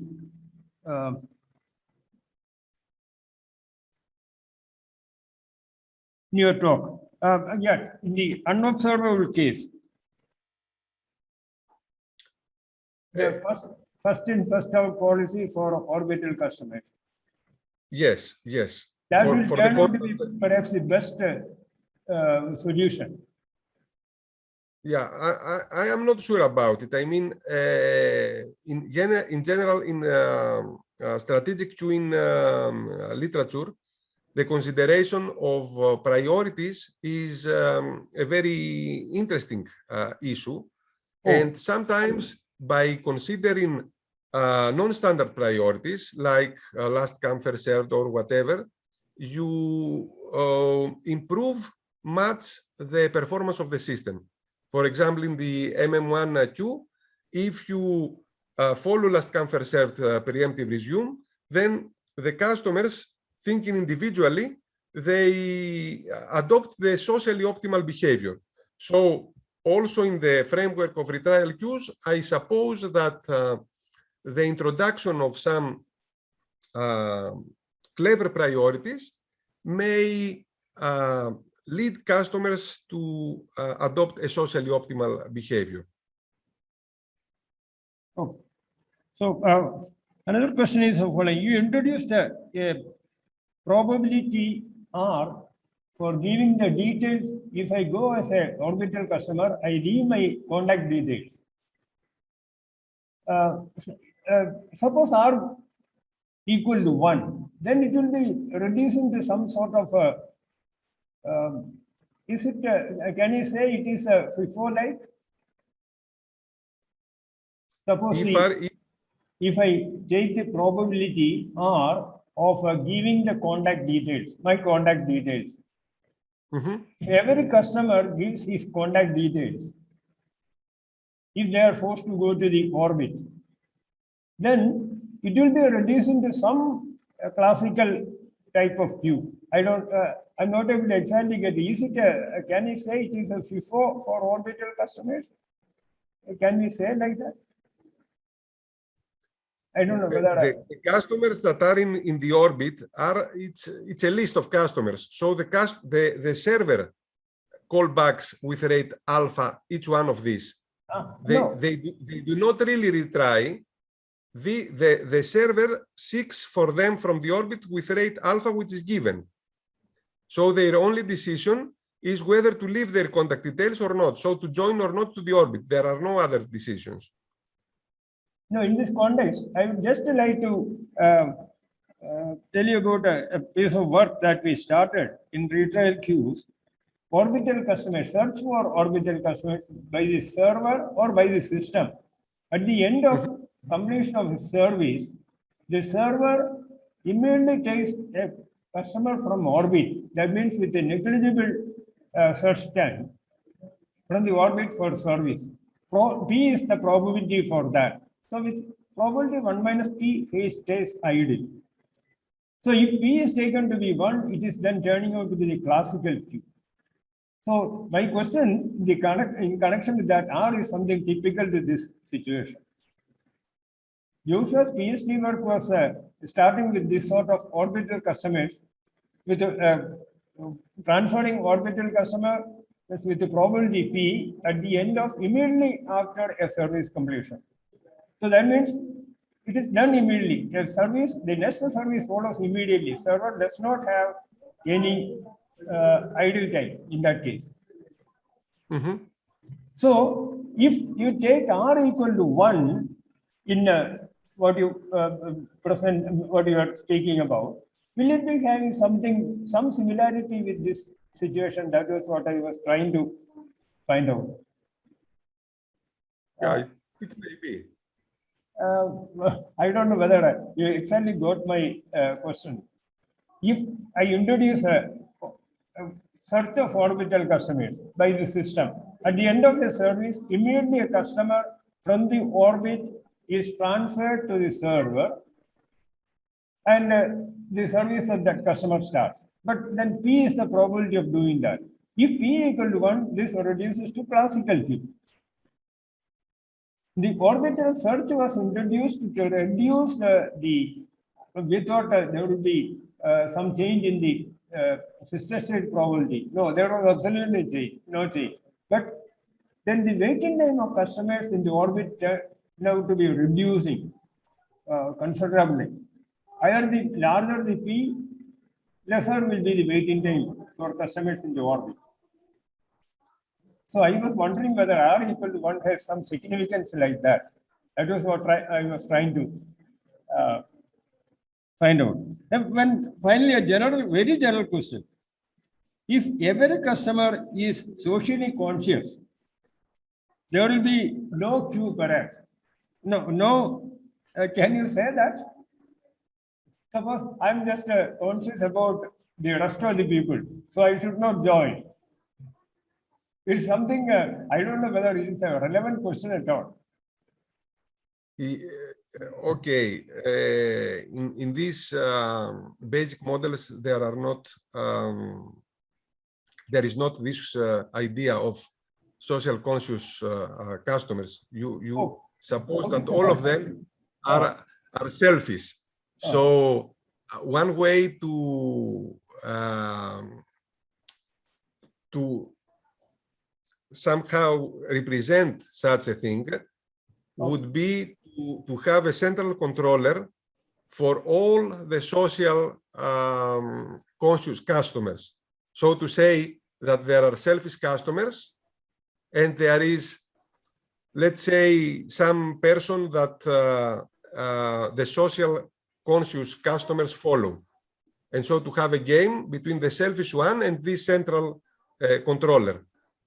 But I haven't seen anything of this kind in retrial queues, but not even in the most general literature. I think it's very interesting to consider models where the degree of selfishness is different.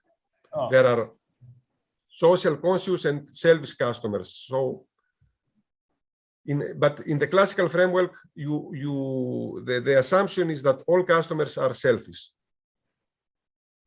Okay. Thank you very much, Adonis. Thank you very much once again for your invitation and for your hospitality. And I wish success to the workshop and to all the participants. I don't know whether there is any other questions from the audience. Yes. Hello. Hello. Hello, Adonis. Okay. So I have one small questions. So can you explain why the threshold for profit maximization is the smallest amongst the three thresholds? So you mean why this result holds, why the profit maximizing threshold is the smallest one? This is the question. Yes, yes. Because if I am the manager, so maybe I want more customer to come, so I can get a lot of profit.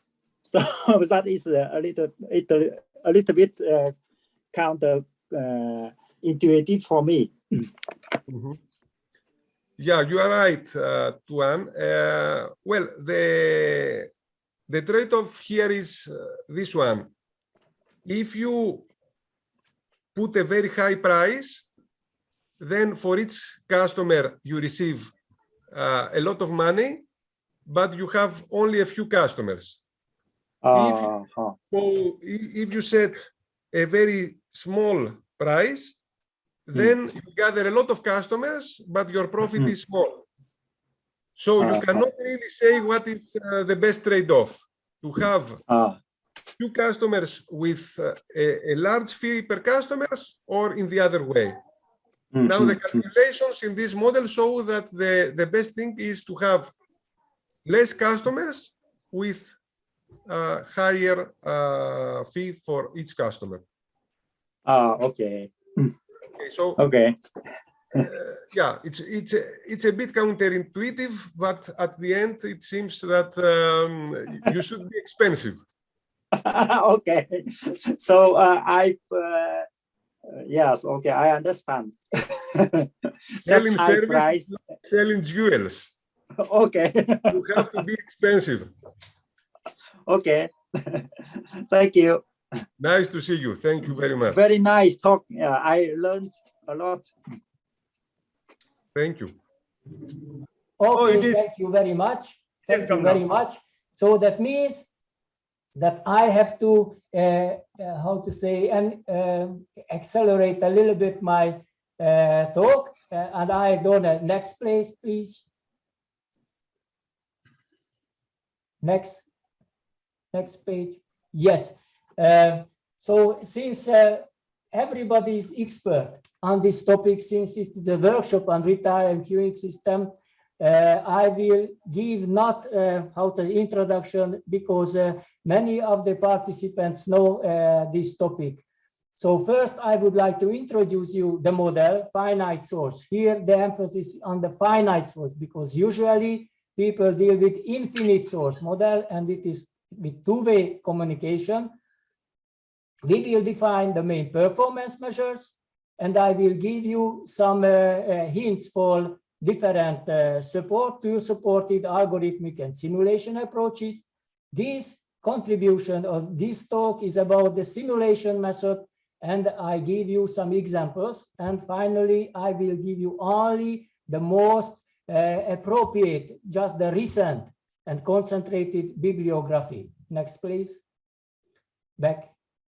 So it is how the system operates. Again, the emphasis on the finite source retrial queuing system. The main problem is that I cannot show by mouse what it happens, but everybody can see it, so I cannot. So we have a finite source. We generate requests. This request, you can see parameters, lambda over capital N. So it is because this notation, because several times we dealt this kind of system with asymptotic methods when capital N, that is the number of sources, goes to infinity. That's why the arrival intensity from a given source goes to 0. So the lambda over N, it is the request generation from a given source. Since it is a retrial queuing system, we have to see whether the system, at least the server, is busy or not. Busy or not. Of course, if it is busy, this this calls from this finite source calls primary request. So in this case, it goes to the orbit. This orbit has infinite capacity, but actually the capacity is enough that each customer or request goes to the orbit. In that case, it will retrial later with intensity nu. That is the classical one. But no, we assume that the server is not reliable, not even not reliable, but we deal with catastrophe. This catastrophe means if the server becomes, fails, all the requests from the system goes back either to the finite source or for the infinite source. Infinite. So you can see we have two sources. A finite source, it is for the primary request, and we have an infinite source for the so-called secondary, which we use the two-way communication. So let's return to the server state. The server can be either busy, operational, or done. When done, there is no request generation from everywhere, since all there is no meaning. There is only the restoration. All the other operations stopped. There is no request generation from the finite source, no request generation from the infinite source, since we have a so-called catastrophe. If the server is idle, and now we have deals with the two-way communication, we deal with only that case that the server send a calls to the infinite source, only to the infinite source, from where the request generation is lambda sub 2, and if at the arrival of this secondary customer, the server is still idle and operational, the system, the service starts. But it is possible that meantime, a customer either from the source or from the orbit, the primary customer arrives. But in that case, this request from the infinite source is not rejected, but goes to the so-called orbit. The orbit or buffer, not the orbit, buffer, sorry, buffer. In this way, we can increase the utilization of the server, because if next time the server becomes idle, that case there is no request generation from the source, infinite source, but the request from the buffer arrives. So it comes immediately, and that case we can increase the server utilization. That is the main, how to say, main variation. Of course, we have to distinguish the service rates of the server concerning the primary customers, that is denoted by mu sub 1, and the service rate for the secondary customers, it is for the infinite source.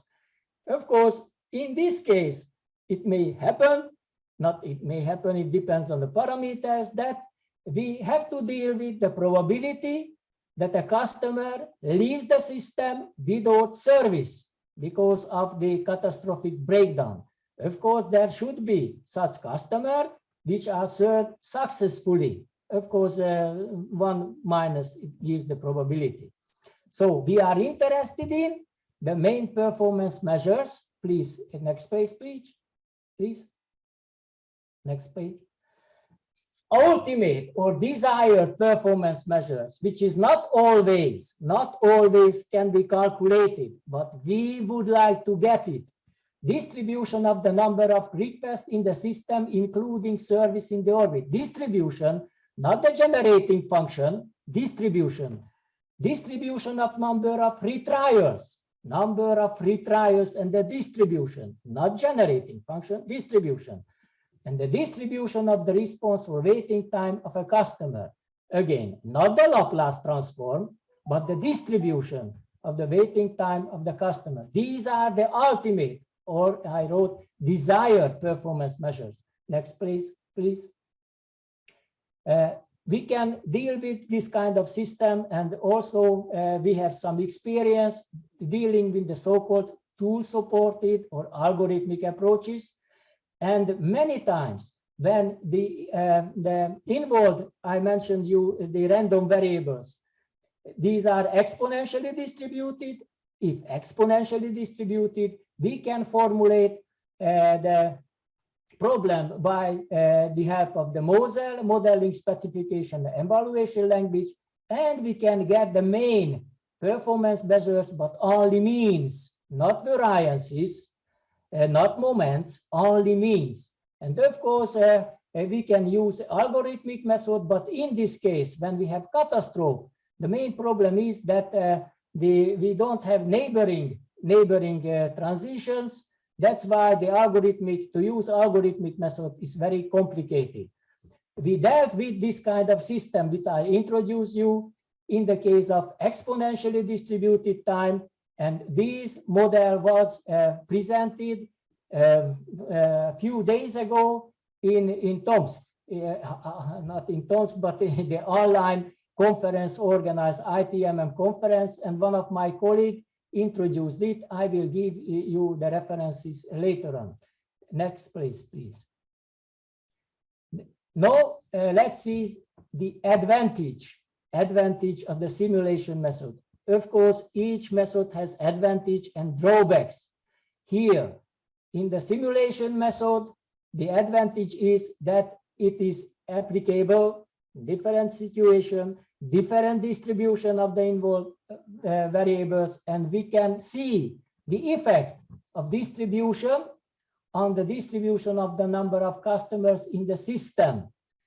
And we can see, again, the involved random variables, I mean the source time, service time, restoration time, breakdown time, and so on for any well-known distribution, and we can get we can give only not only the mean, but the variances as well for the number of retrials and also the mean and variance of the response and waiting time. Next, please. So, as I mentioned we have a Mosel approach for exponentially distributed times. So we assume that in this case, all the times are exponentially distributed, but now we give some numerical results for exponentially distributed failure and distribution time. Here are the parameters, input parameters. N is the number of sources, that we have 100 sources. The request generation from a given source, you can see 200. Mu1 is the service rate for primary customer. Mu2, service rate, which is exponentially distributed time for the secondary customer. Gamma 2 is the restoration time. Nu is the retrial rate, and lambda sub 2, that is the arrival rate from the infinite source. That is the, how to say, the main two-way communication.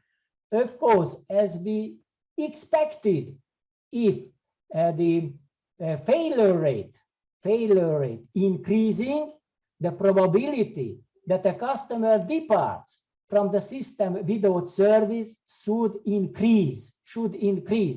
So the first case, when you can see that is very small failure rate. That practically that means how to say, it is almost negligible. That means that that is the classical system that is always operates. As you see that if we have only 100, that case the probability a little bit more than a half, and if it is greater, that is it's too big. That is the probability. That is for exponentially distributed time, and we got not only the results by Mosel, but Mosel helped us to validate whether the simulation program operates well or not. Because if we have exponentially distributed failure time and restoration time, and all the other times are exponentially distributed, the Mosel results and the simulation results should be very close. And we tested and it is close. Next, please. Next, please.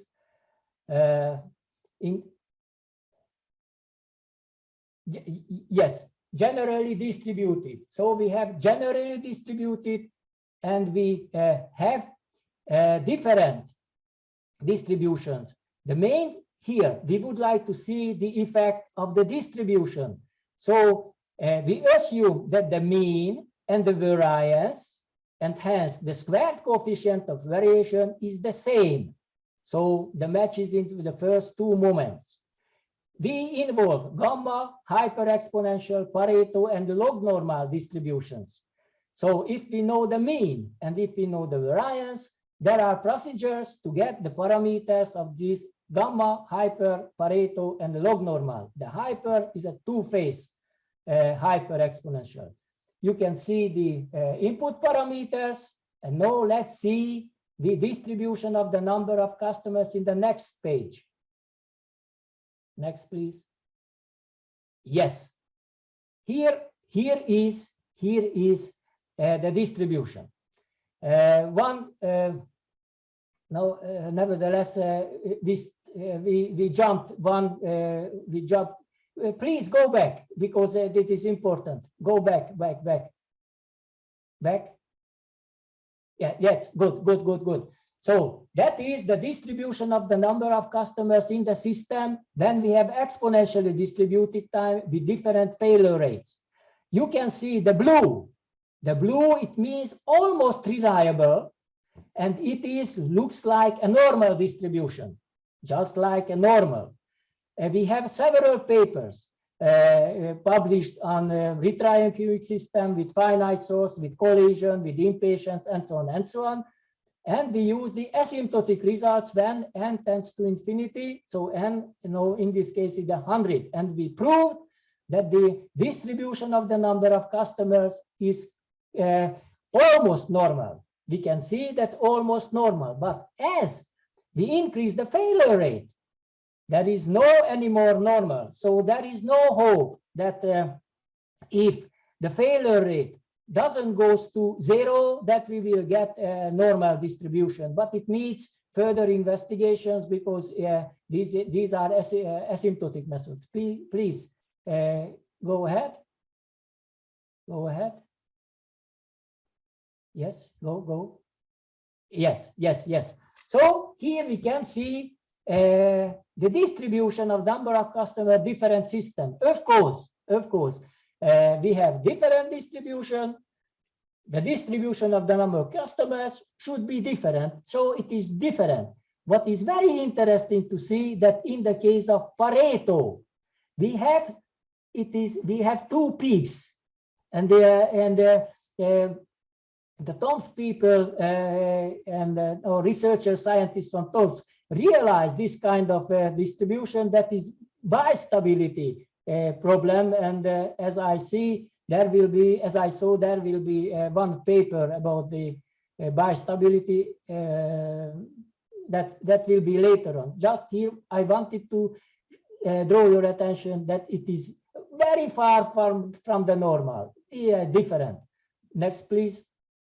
We are interested in the mean response, but of course the time goes very few. There is no time to show everything. We had no time to show the variances. We show only the mean response time of a primary customer in the case of when the squared coefficient of variation is greater than 1.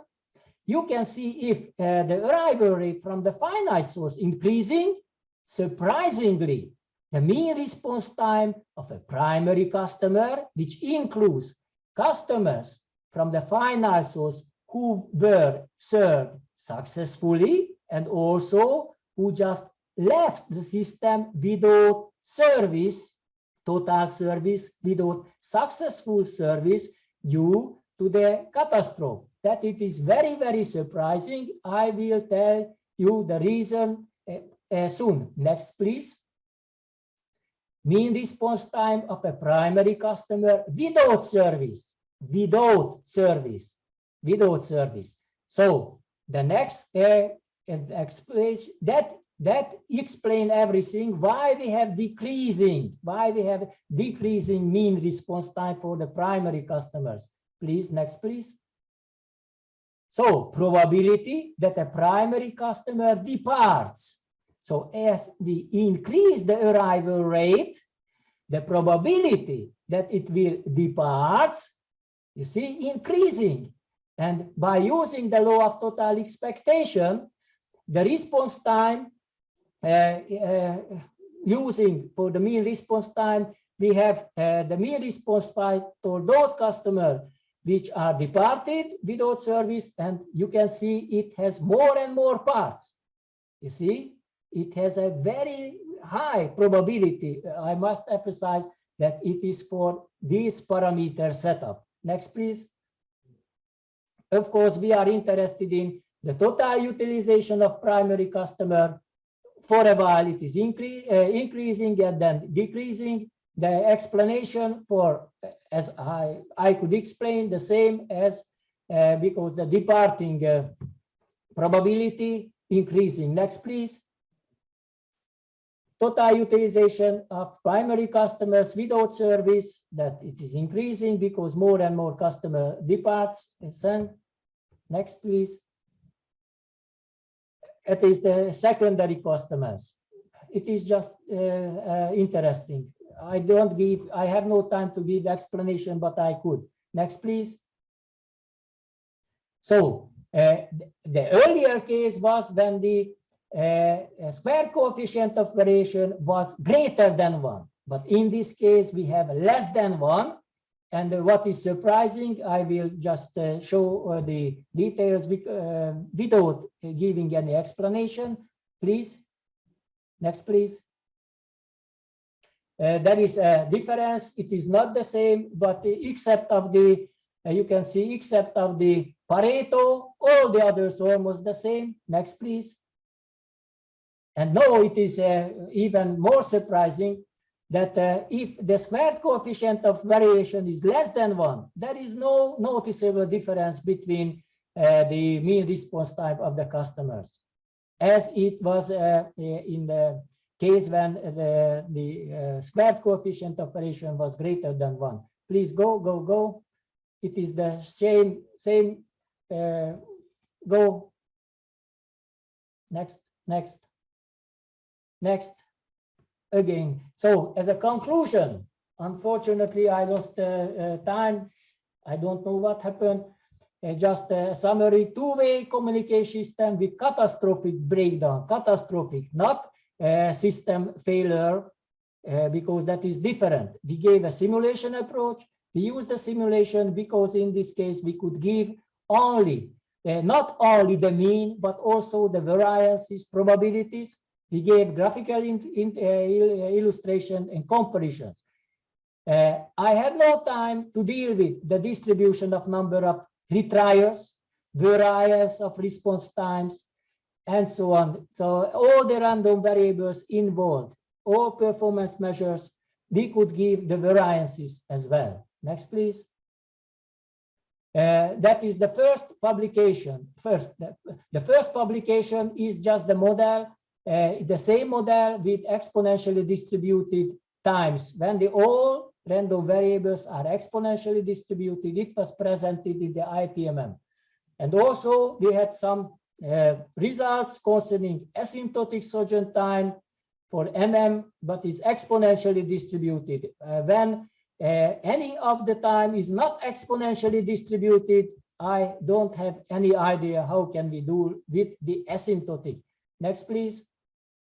And also some previous presentation from our group dealing with two-way communication or impatient customers with catastrophic breakdown, with collision. So there are many modifications of these finite source model, finite source retrial. Next, please. That is the last one. And I am very sorry what happened at the beginning. I don't know the reason. I gave many times presentations, but Murphy's Law. Thank you very much.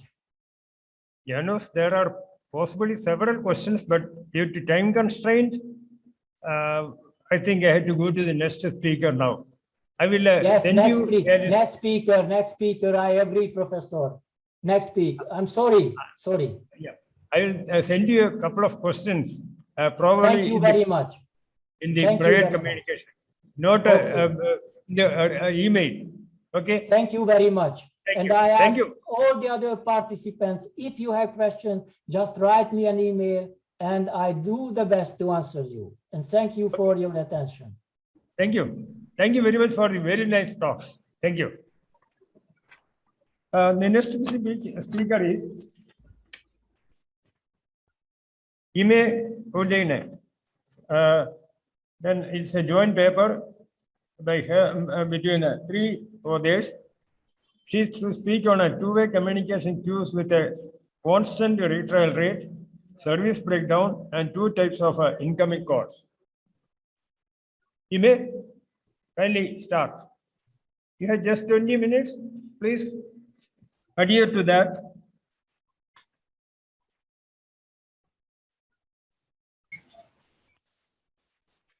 My name is Belaiza Dihia. I am a PhD student at University of Science and Technology Houari Boumediene from Algeria.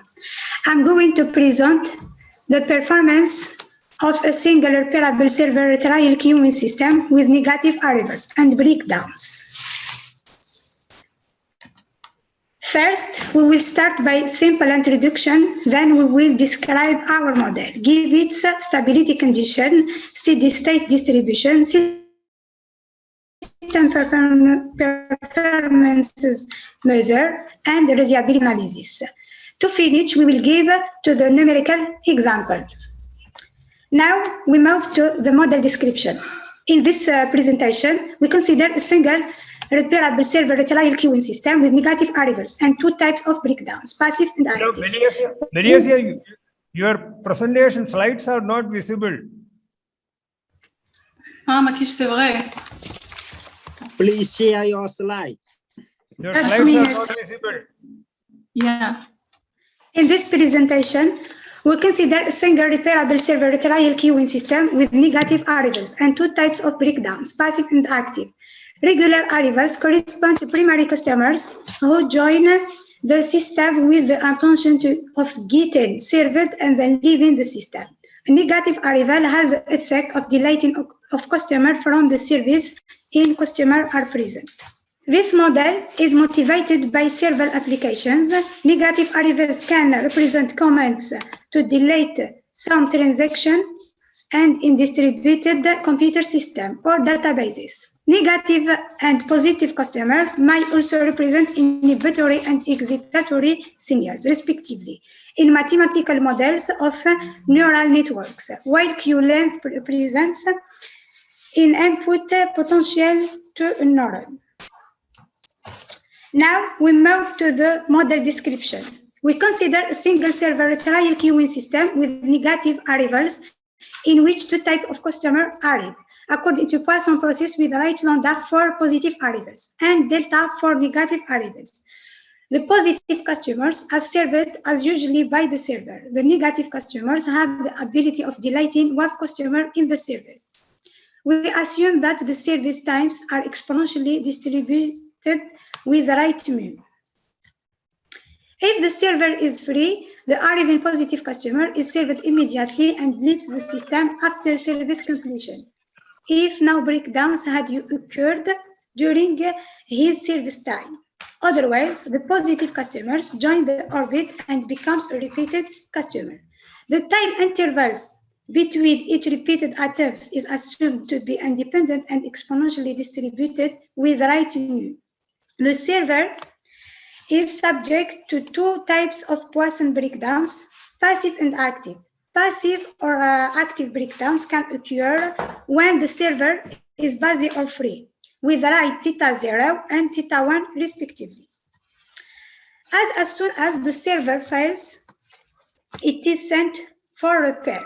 The repair times have an exponential distribution with right mu0 for passive breakdown and mu1 for active breakdown. We assume that when an active breakdown occurs, the customer in service is lost. After repair, the server becomes free. Let NT represent the number of customers in the orbit, and CT represent the server state. The random process is described as CT equal 0 if the server is idle, 1 if the server is busy, 2 if the server is under repair during passive breakdowns, 3 if the server is under repair during an active breakdown. The infinitesimal generator matrix Q for this model is followed by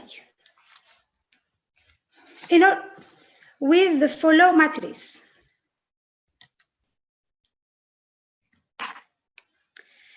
In order for the system to be stable, it needs to verify the following equality. It's easy to verify it.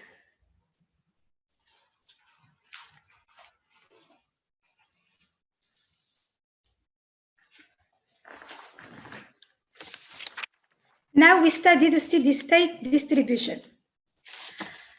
The stationary distribution of the processes NT-CT exists and obeys the following system of equilibrium equation. Here, the Chapman-Kolmogorov equation.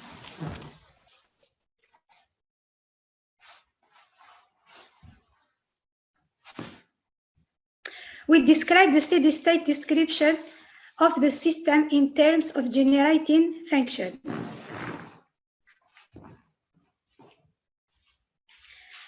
By multiplying equations 7 to 15 by Zn and summing over all the values of n, we obtain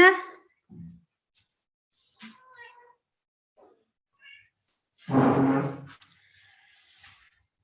equations 16 to 19, we obtain the formula for P1Z, P2, P2Z, P3Z, P0Z. By using the normalization condition, we obtain the formula for P00. Now, analyze the system performance measure.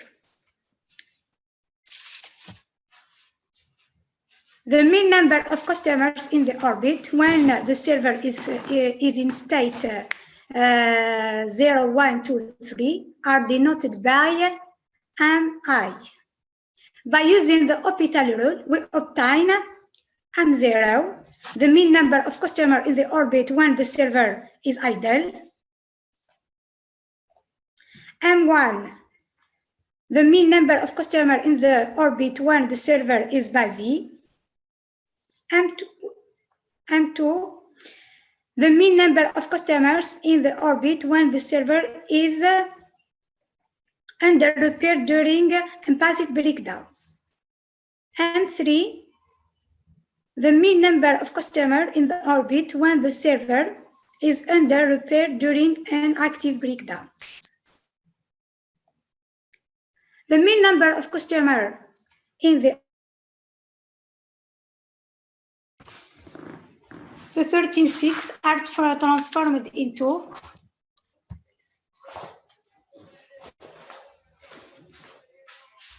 substituting 39 into 3018, we obtain this formula. It's easy to see that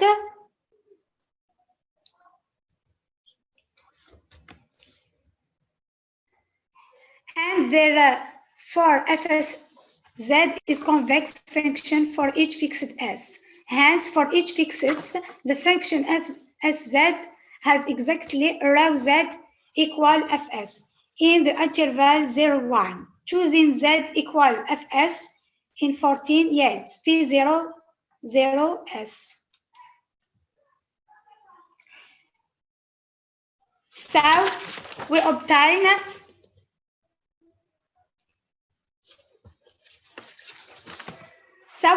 the result P0SZ. We summarize our results in the following theorem.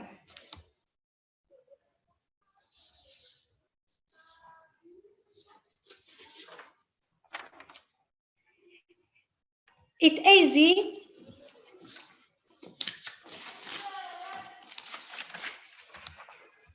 easy to verify. The mean time to the first failure MTTF of the server is given by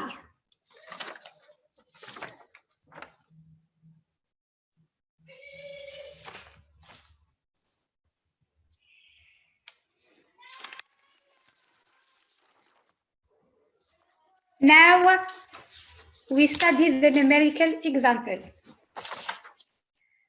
The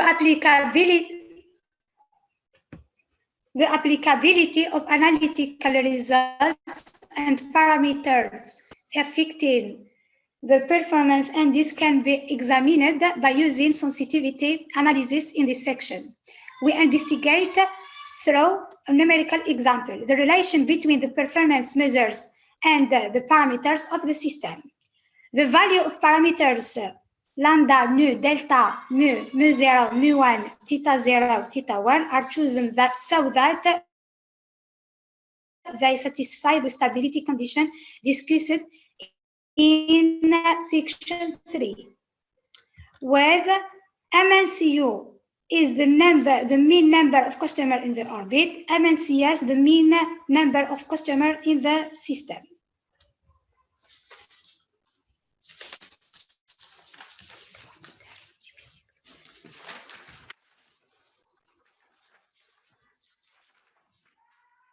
The first graph represents the mean number of customers in the orbit and the system, increase as lambda increase. The second graph represents the mean number of customer new increase. The mean number of customers in the orbit and the system decrease as delta increase.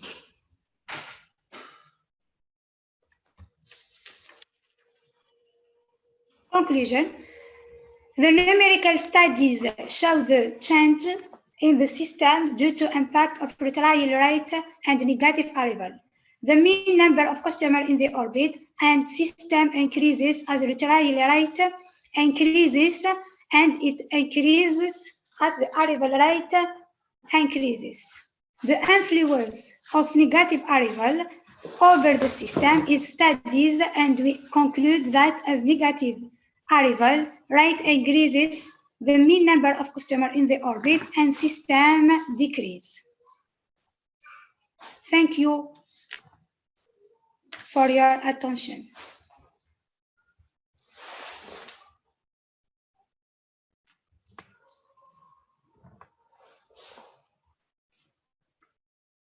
The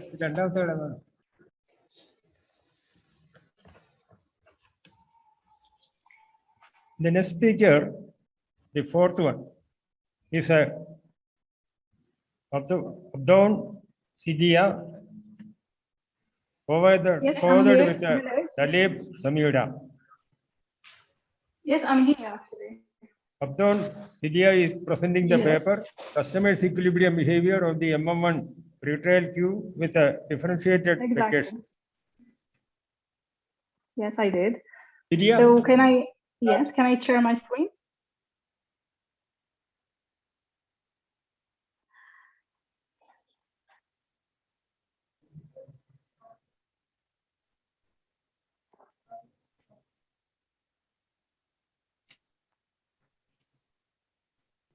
Hello?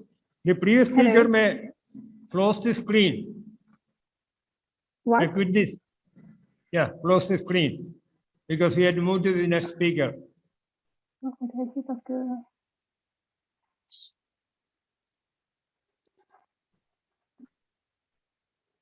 Yeah. Sidia, please start. Okay, thank you. So I will just share my screen.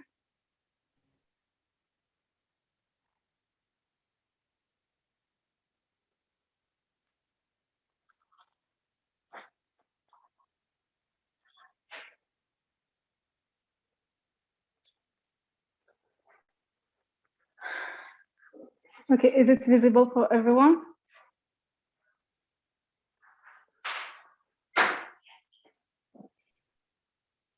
Can you Okay, make it so, full screen? Can you make it full screen?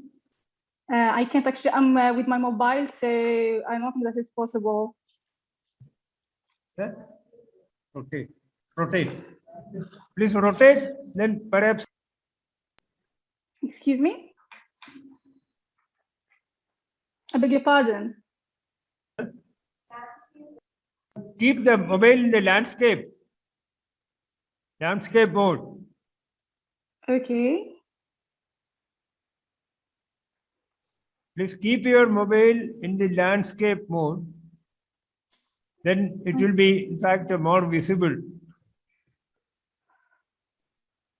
Is there any problem now? No. Okay, good. So I can start. So I'm a PhD student at the University of Science and Technology, Houari-Boumediene, Algeria. So I'm presenting today the customer equilibrium behavior in the MM1 retrial queue with differentiated vacations.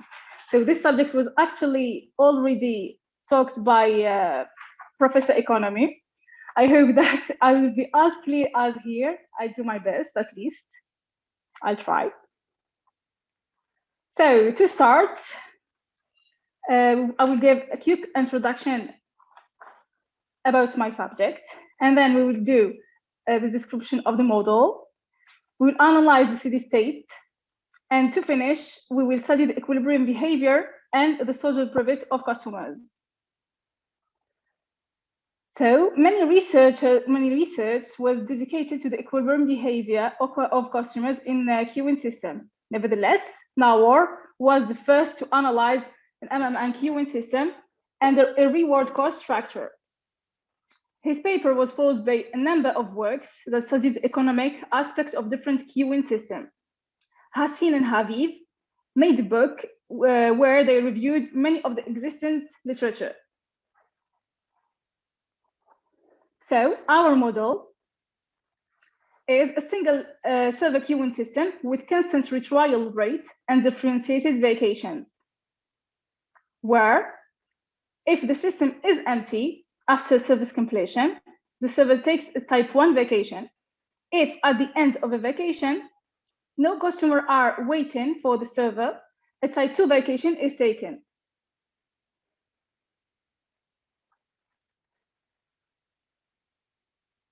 So we will assume that the duration of both vacations, the type 1 and type 2, are exponentially distributed with rate gamma 1 and gamma 2. Primary customers arrive according to a Poisson process with rate lambda. We assume that there is no waiting space, which means that if an arriving customer finds the server free, he immediately occupies the server and leaves the server after service completion. Otherwise, if the server is found busy or on a vacation, both vacations, the customer decides to enter the retrial pool with an infinite capacity according to a set of joining probabilities for each state and becomes a repeated customer. Each repeated customer in the orbit independently asks for service according to the FCFS discipline with a Poisson flow of rate theta. Service time for both primary and repeated customer is exponentially distributed with rate mu. We assume that inter-arrival times of primary customers interval between repetition and service times are mutually independent. So we have 4 states: the busy state when we are on vacation, as we have 2 types of vacation, and the idle state when the server is free. So let NT be the number of customers in the orbit at the time t, which means that we have a 2-dimensional continuous time Markov chain. So we will define the infinitesimal generator matrix of this system by Q, which is given as follows.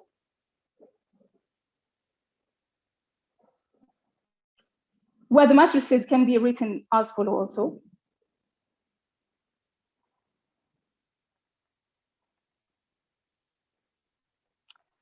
So in this paper, we need the following inequality to be assured in order to have a stable system. The proof of it is actually quite simple.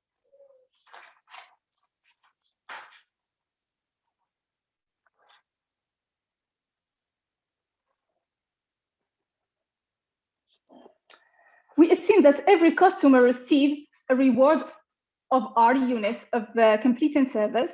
This may reflect his satisfaction and the added value of being served. On the other hand, there exists a waiting cost that the customer remains in the system. Customers are supposed to be risk natural, that is, the decisions are irrevocable. Here, actually, the objective of the customer is to maximize his benefits.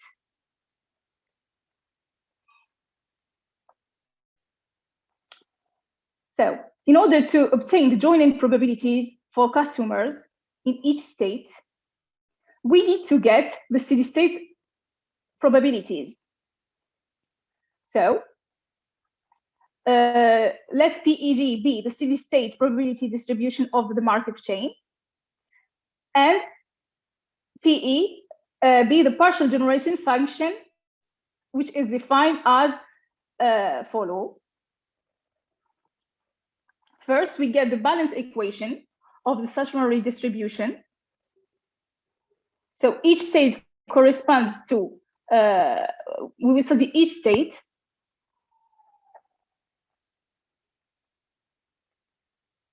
So after some algebra, we can get the steady state distribution in terms of the generating function.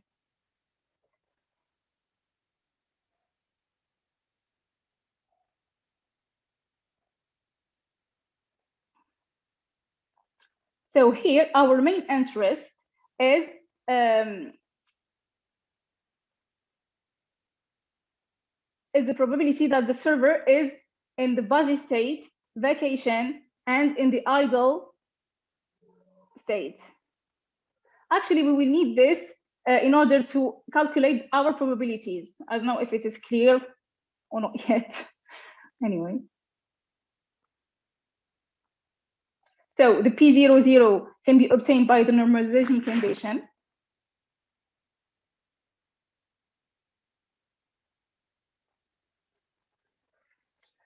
Now, we will move to calculating the mean number of customer in different steps. So the first, we will calculate first the mean number of customer in the orbit when the server is in different states. So it is quite easy. It is the first the derive of the generation function at when z equal 1. The calculations are quite simple and it's classical calculation. So in order to obtain the number of customer in the orbit, it's actually in each state we'll calculate the mean number of customer in each state, and then we will get the number of customer in the orbit. It's actually the sum of the mean numbers of customers in each state. For the mean number of customers in the system, it is the mean number of customers in the orbit plus the one that is in service. So we can get the generation function of the number of customers in the system as given. And it is the same formula. And it's actually, as I said, the mean number of customers in the orbit plus the one that is in the service, and the probability that the server is in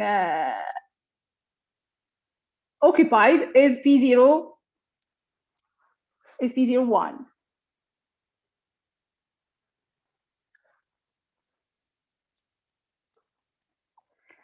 Something that is actually interesting is to know how much time does spend our customer in the queue. Because more he will spend time in our queue, less he wants to enter, or sometimes, you know, he can be affected by the time, by different parameters. So one of the things that we are interested in is the sojourn time. So for each state, we will calculate the sojourn time of the nth customer that is in the system. For example, for the busy period, he will wait his service time. So it's the average, because the service time is follow an exponential distribution with rate mu, plus the time that will that he will stay when service completion. He will stay in the idle state. I don't know if I am clear. Maybe not. Okay. For the first, for the when it is in the vacation type 1 or 2, he will wait for the time of the vacation to end plus the time that the server will stay idle. And if he is in the orbit and there is and the server is in state is idle, actually, if the server is idle, he will wait till the idle state will end, plus all the customers that will arrive during this period after that the idle because if a customer comes and there is the server is idle, he will immediately join the server. So he will wait for all customers that join the service during that time. So this is why we multiply it by the time that the server is occupied. Try to complete it, because you don't have much time to. Okay, so we solved the equation quite easily by iteration,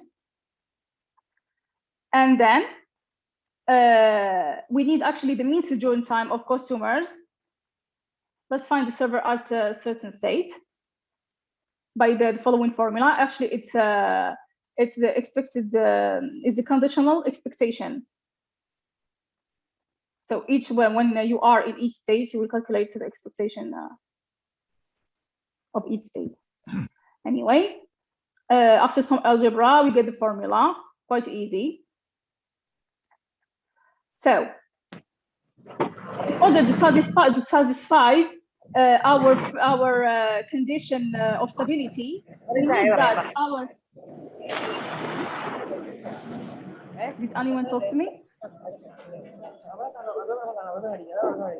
So in order to satisfy our, in order to have our system to be stable, we need that our probability Q0 need to be less than a certain quantity. So we assume that it is because it is a probability, so it needs to be between 0 and 1. So it is the intersection between the two quantities. When all a customer follow the strategy, the set of strategy Q0, Q1, Q2, the expected net profit of the customer who finds the system in state EG upon arrival is given by the reward cost structure that was explained actually by Professor Economy just earlier. And the expected net profit of customer who decides to join the system when the server is in state E upon arrival is simply given by the formula. So, and the social benefit is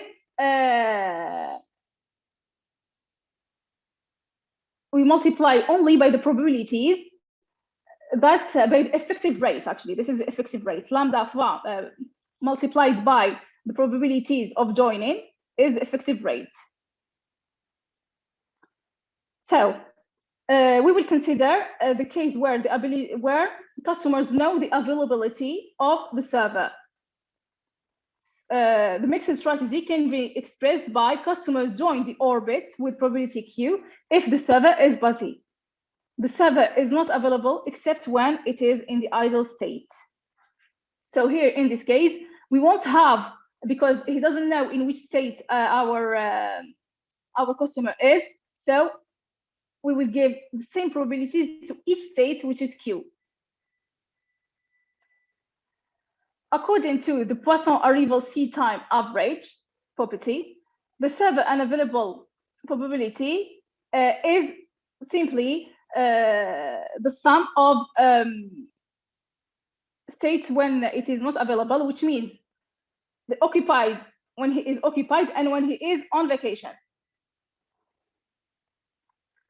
And the total arrival rate of customer in the orbit is given by, it is considered the probability of the system to be unavailable multiplied by the probability of joining, which is also called the effective rate. Actually, it is the same thing, just it was for different states. By using the little formula, we can get the mean time of a target customer in the orbit who decide to join the orbit, actually.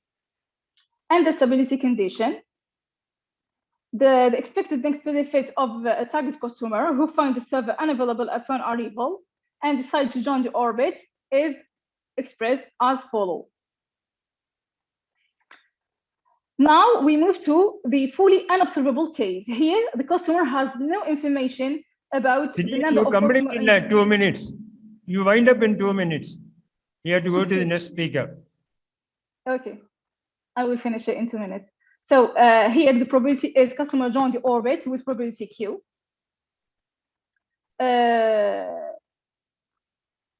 Well, it's the same calculation for each state, the same thing. Here, what I want to show you is a result of joining probabilities. We can see that more we have information, more the probability of joining is bigger, higher. So for as a conclusion, customers are influenced by the level of information given to them upon arrival.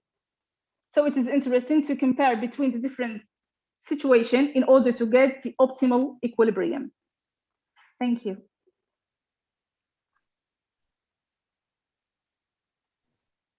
No Okay, question. thank you for the presentation. We go to the next speaker. For want of time, we will not be able to entertain any questions. We go to the 5th speaker, Yamila Saidam. She is to speak on a MXD1 model with callbacks, unreliable server, and impatient clients with the 2 types of services. Saidam, you start, please. Are you available, or we go to the next speaker?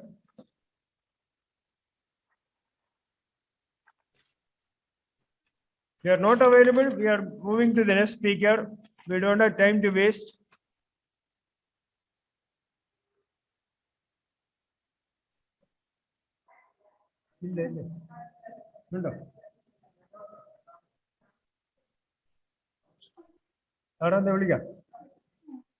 We move to the 6th speaker. The independent solution to non-preemptive priority single vacation retrial queue under Bernoulli schedule. It is to be presented by Damodaran, joint paper with Muthu Ganapathy Subramaniam and Gopal Shekhar. Please, Damodar, please present the paper.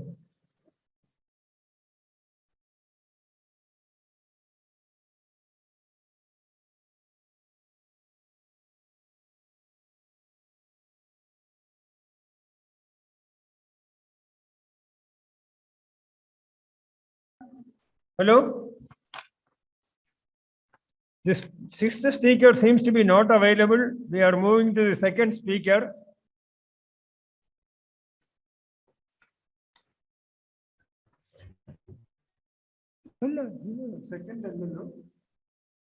Please, can I present? We are moving to the 2nd speaker. She speaks on 2-way communication queues with a constant retrial rate, service breakdown, and the 2 types of incoming calls. Please start the presentation.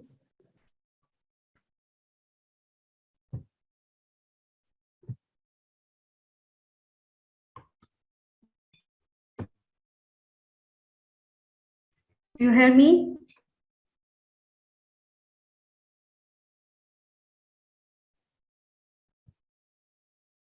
Kindly share the screen. Yeah, it's okay. Okay, thank you. First, I thank the reading committee and the organization committee for accepted our work to be presented in this 13th international workshop on retrial queues and related topics. I will present you the essence of our work entitled two-way communication queues with constant writes, breakdown, and 2 types of incoming calls.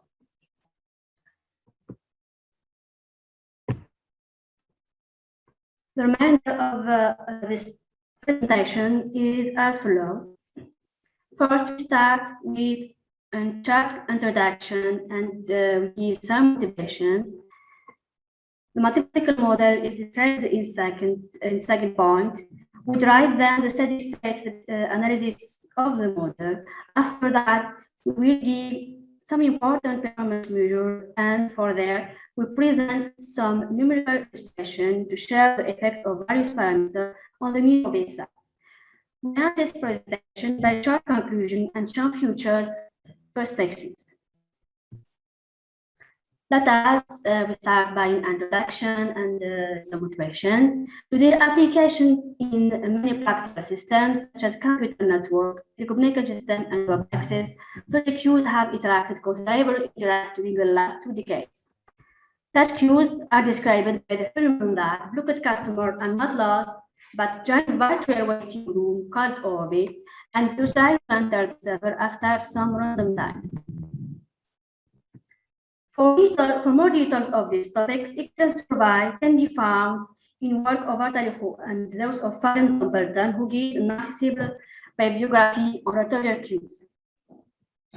In classical Retrial queues, it generally supposes that an orbital customer attempts to get service again in a random period of time independently of the rest of customers in the orbit.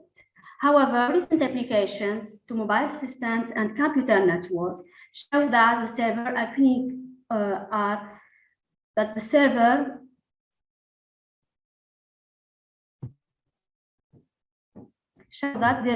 there are queuing systems where repeated attempts follow the XFS discipline, where the retrial rate becomes constant and does not depend on the number of cards in the orbit. The interested people can be referred for comprehensive review to works of Fayol, who modeled a telephone exchange system, and those of Fanjuk, who study different queuing systems with constant retrial rates. Along all paper, one on Retrial queues assume that server provides server for only incoming customer. However, it is a real life situation, especially in system with human life, and system with human serves such as call center, where the server not only serves incoming call, but in idle time can make some private work. The situation modeled by queues with two-way communication, where the server deals with both incoming and outgoing calls. Most of the literature on queuing system, it supposes that there is at most one flow of incoming calls, and the server are always available. In various real lives, however, in various real life situations, there are various types of incoming calls, and servers are subject to breakdowns and repair. Thus, to implement this sort of retrial queues in practice, it's important to study retrial queues with multiple types of incoming call and server breakdown. This motivates us to consider in this work retrial queues with two-way communication, constant retrial rate, server breakdown, and two types of incoming call, persistent and impatient. The structure of this queuing system is given in the following figure. The solution of this queuing are as follows. Primary calls, persistent or impatient, arrive at the server according to equation processes with right, lambda, and gamma, respectively. If an arriving primary call finds the server available and free, it opens servers immediately and leaves the system after service completion. However, if an arriving impatient call who finds the server busy or inactive, leaves the system forever, while a persistent one enters the orbit. In the orbit, a constant retrial policy is applied. On the other hand, when the server turns idle, it makes an outgoing call after an exponentially distributed idle time with right alpha. As mentioned, the server is subject to passive and active breakdown. We assume that the fire occur according to the Poisson processes with right theta 0 and theta 1 when the server is busy and idle, respectively. And that we assume that the present customer whose service is interrupted joined the Retrial group while an impassioned one and the outgoing one leave the system. We suppose that the service time of incoming call, persistent and impassioned, as well as outgoing call, are exponentially distributed with right, new one, new three, and new two, and new three. And the breakdown times flow an exponential distribution with right, new four, and new five, respectively. This section is used to deriving some steady state distribution of the system. In the beginning, we give some definitions. Let NT represent the number of positive customers in the system at time t, and S denote the state of server at time t defined as S equal to 0 if the server is idle at time t, equal to 1 if the server is busy with a persistent and ongoing cause, equal to 2 if the server is busy with an impassioned ongoing call, equal to 3 if the server is busy with an ongoing outgoing call, equal to 4 if the server is under a passive breakdown, equal to 5 if the server is under active breakdown. Then the process constituted the bidirectional is a form Markov chain. Let PEG be the stationary joint distribution of the server state and the orbit.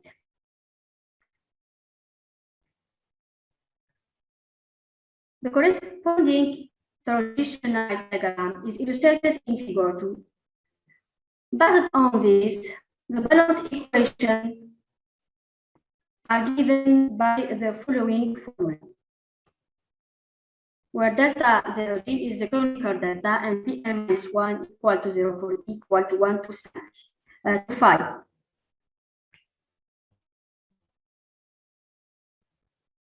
To solve this equation, a J function technique is applied. Then we define the property J function as follows. Multiplying all these equations by ZG, summing all possible values of G, and by some algebraic manipulation, we can have the following theorem, who gives the necessary and sufficient condition for the system to be stopped, given by the formula 1. And they give the probability function of the unit size when the service is idle, given by the formula 9. And 0, 0 is given by the formula 12. Formula 13, 14, and 15 given respectively the probability function of your bit size when the server is busy with persistent ongoing call, with impassioned ongoing call, and with outgoing call, respectively. The probability function of your bit size when the server is under passive and active breakdown, respectively, is given by the formula 16 and 17, respectively. This query given the probability function of the number of customers in the orbit, as well as the probability function for the number of customers in the system, given respectively by the formula 19 and 90.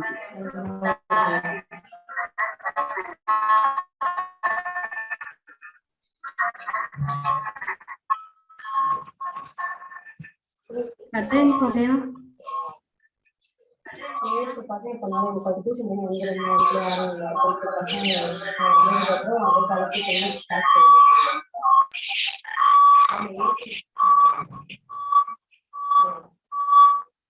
Section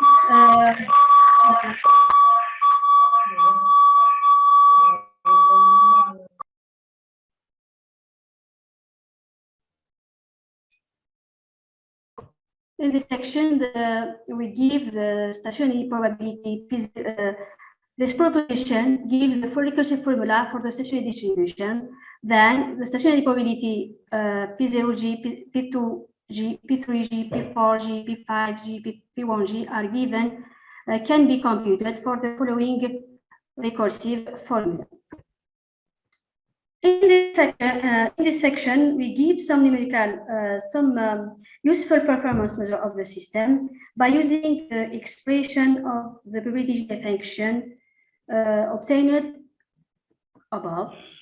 Then we have the probability that the server is idle is given by the formula 26.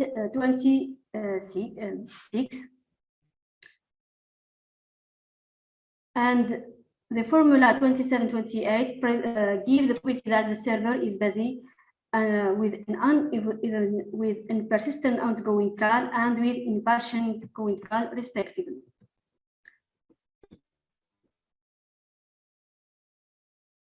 Then the score gives the probability that the server is busy with an outgoing call, and the probability that the server is under passive breakdown and active breakdown, respectively.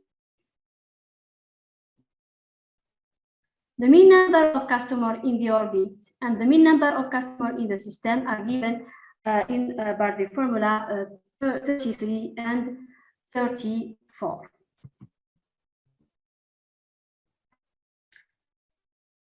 Now we give some numerical illustration. We particularly show the influence of the parameter on the mean orbit size.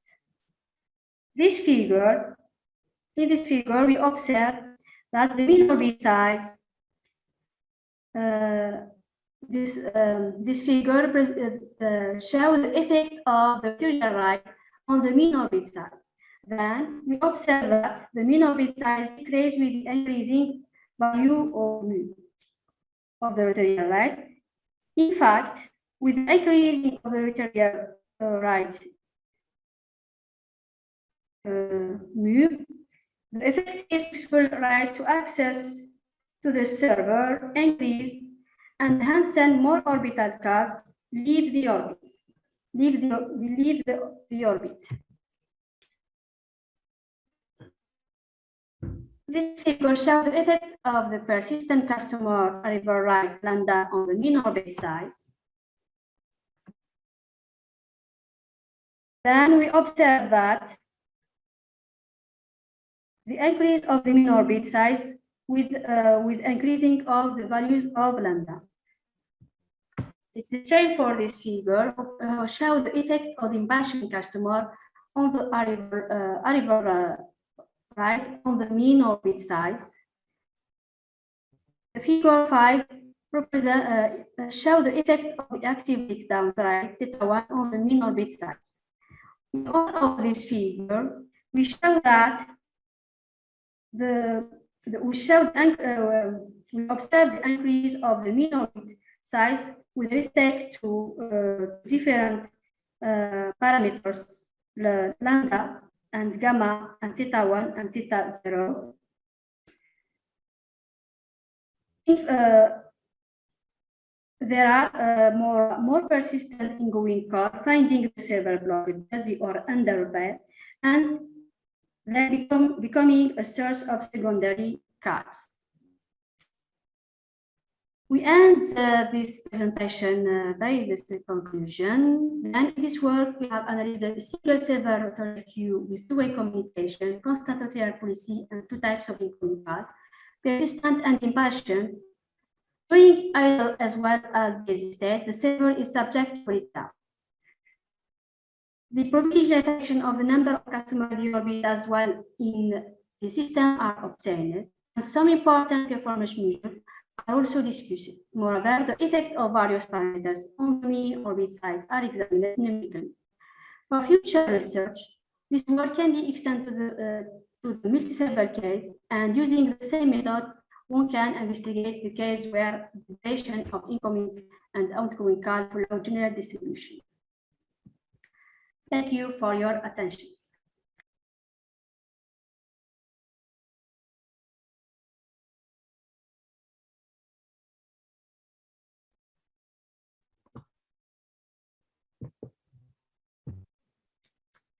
Thank you for the presentation. Any question, please? Any questions from the audience? We move to the fifth and sixth speakers. If they are available, kindly raise the hands. Otherwise, we wind up this session.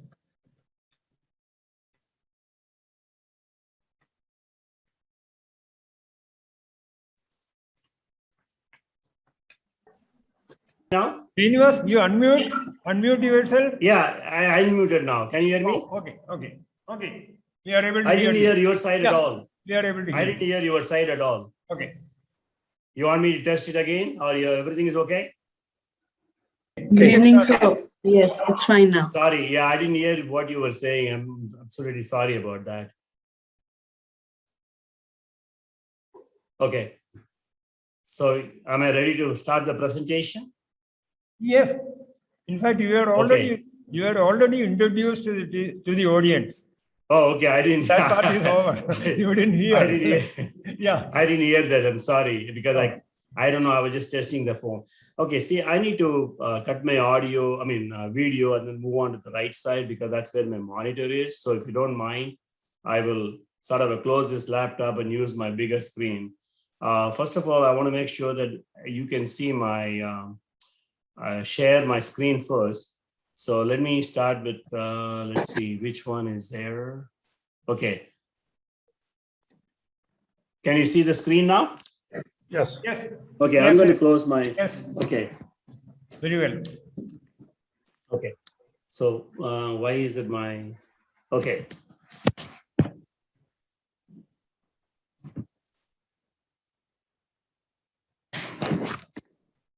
Okay, for some reason. Okay, so for some reason I cannot see the bigger screen. So what I'm going to do is I'm going to do it this way, okay? All right, again, first of all, I want to thank everyone, especially, Dr. Krishnamurthy and Dr. Varghese for organizing this conference. And it's been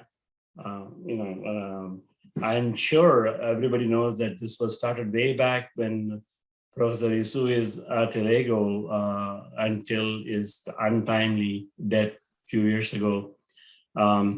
So it is really a great honor to see all of you, some of the familiar friends. I see Professor Alexander Dudin in there, so a lot of other people. So it's really a great honor. Unfortunately, the COVID situation is such that we have to do everything remotely. Anyway, once again, my thanks to all the organizers for this wonderful conference that is keep going. And my presentation today is going to be on a multi-server retrial queuing model. Okay, I'm going to be talking about how, again, the motivation for this came out of the following. Okay, when we talk about retrial queue, basically what happens is, as compared to the classical queuing model. In the classical queuing model, when a customer walks in and if all the servers are busy, joins the queue, right? But when it comes to retrial queue, what happens is if all the servers are busy, then the customer gets into the retrial orbit, and then along with the others waiting in the orbit, okay, tries to capture a free server. Right? That's we all know. In fact, I don't need to say anything about retrial queue to this audience. They are very familiar with that. However, the problem is that the retrial queue is a little bit unfair in the sense that sometimes when a new customer walks in and other customers are already on the orbit waiting to capture a free server, remember, we are talking about in continuous time. So you cannot have a new customer as well as a retrial customer enter into service facility simultaneously, right? That's not possible. So there is some kind of an unfairness going on because customers are already waiting in the queue, I should say waiting in the orbit, probably will enter into service facility at a later point in time than the customers who are going to walk into the system at a later point in time. Basically, the first come, first served system is gone, right? It's completely gone out of the system.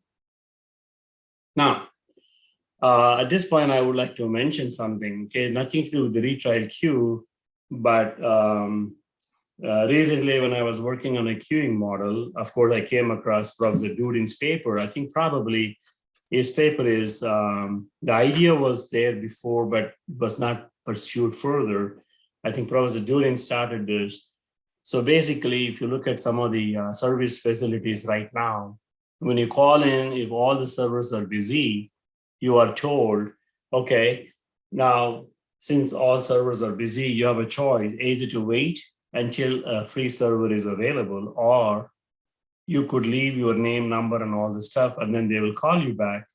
And they also assure that your line, that is your waiting position, is guaranteed.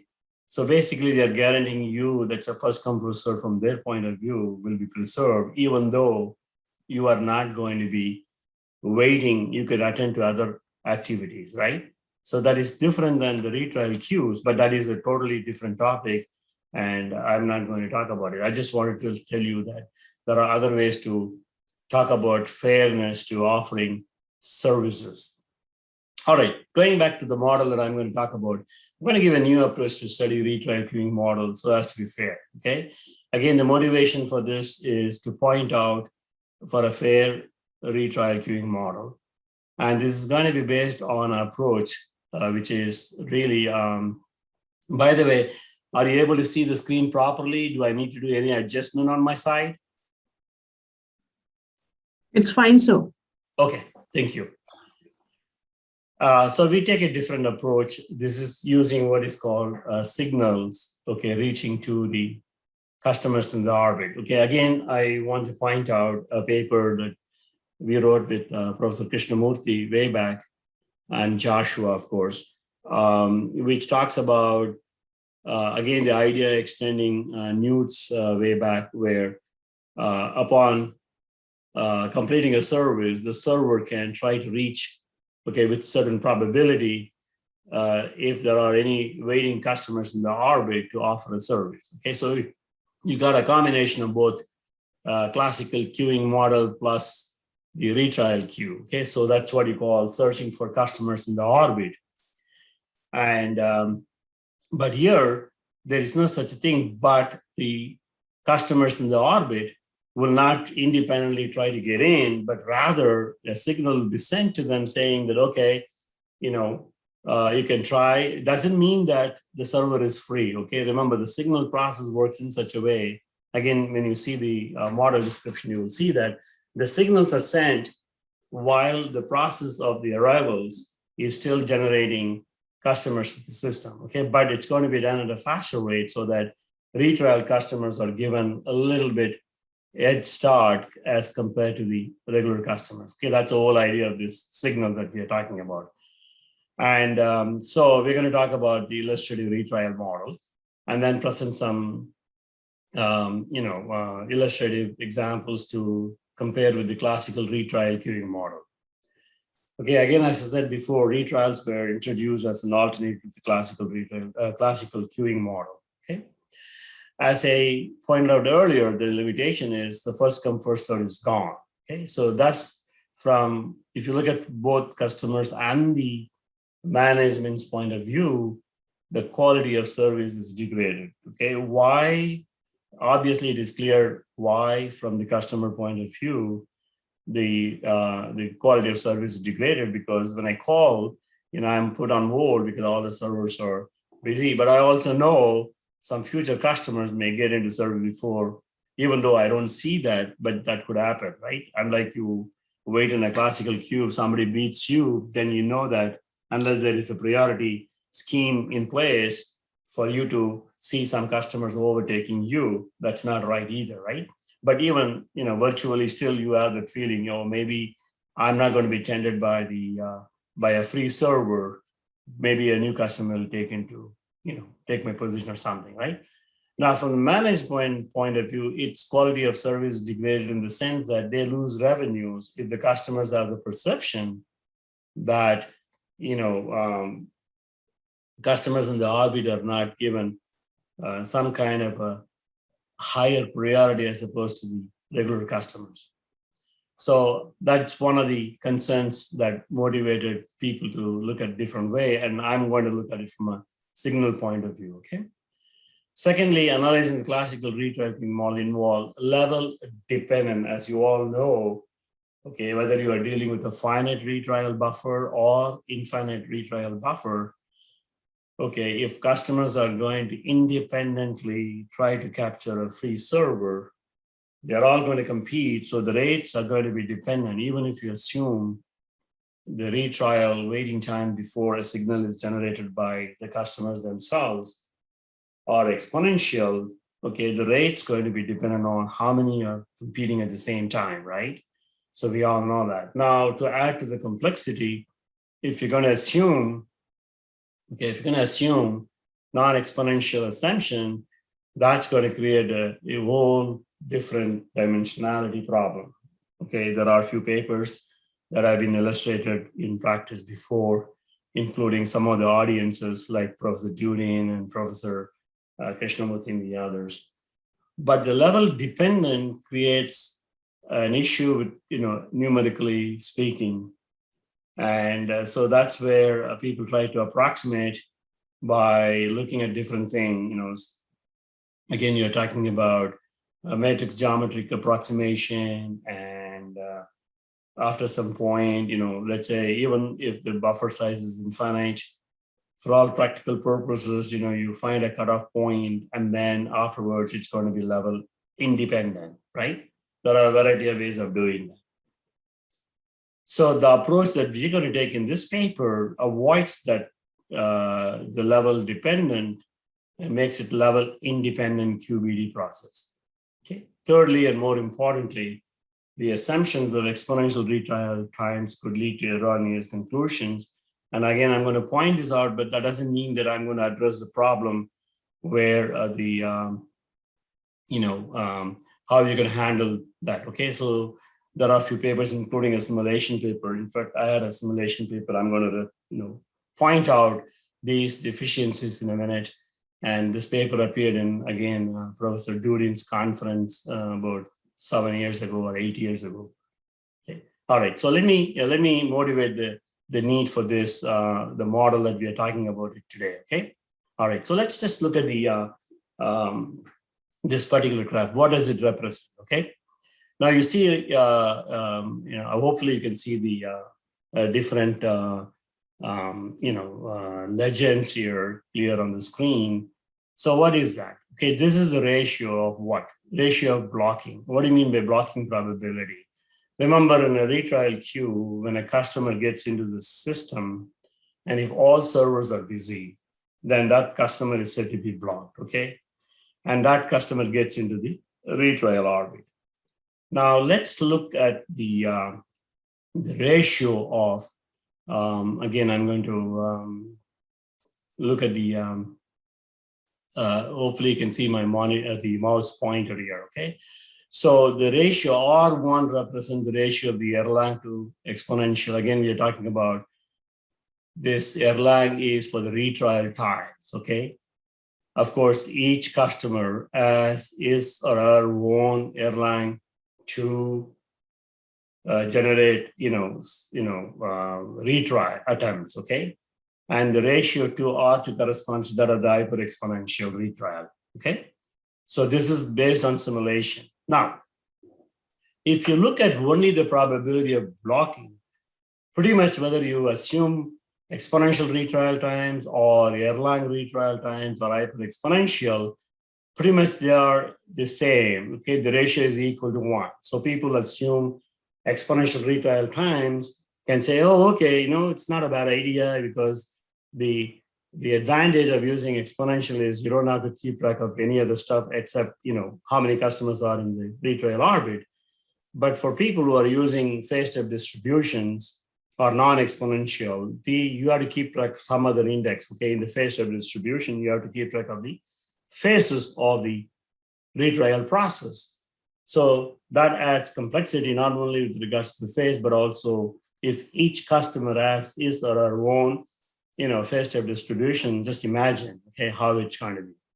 So with regards to the ratio of the blocking probability, no harm is done by assuming exponential retrial times. However, when you go into, let's say, the probability a new customer gets into service, okay, basically overtaking all those customers who are present in the retrial orbit, okay, those who came earlier, okay, gets into the service. Now you look what's going on here, okay? If you're going to assume exponential retrial times as opposed to non-exponential, okay, there is a significant difference, okay?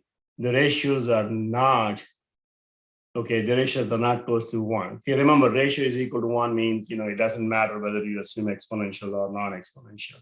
But here it does make a difference with regards to a new customer getting into service, okay?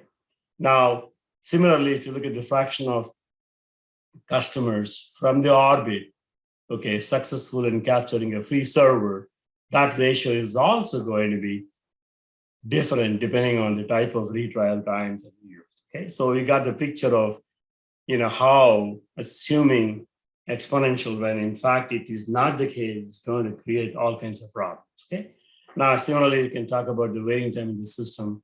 That time includes the time the customer spends in the retrial orbit. Okay, all right. So these are all the things that really makes one to wonder, how can I create some kind of a fair system? And why is it more important?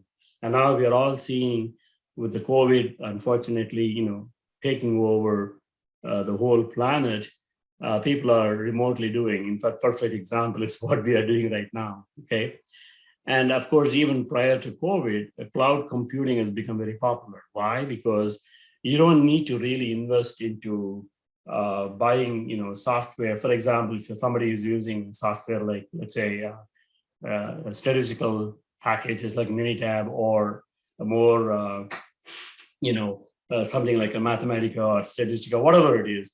So rather than having the software loaded to each personal computers for people who are worked in a university or in a company, wherever it is, by having them available on the cloud.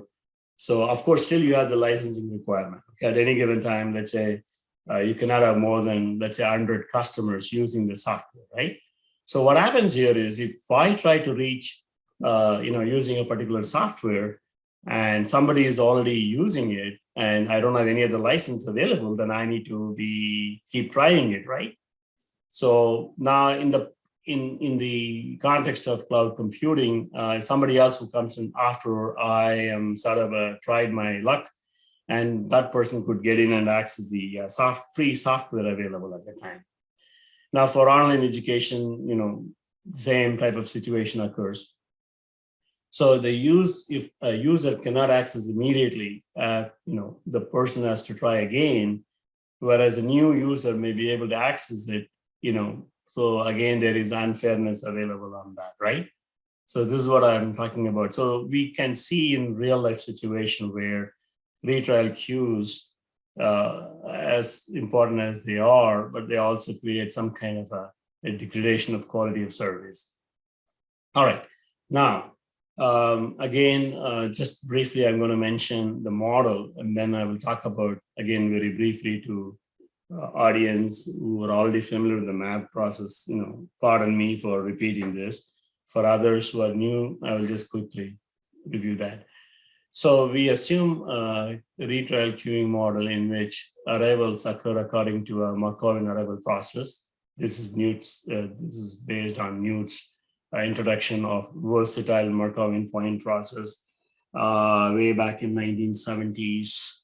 And then the notations were improved in 1990 in the context of vacation model.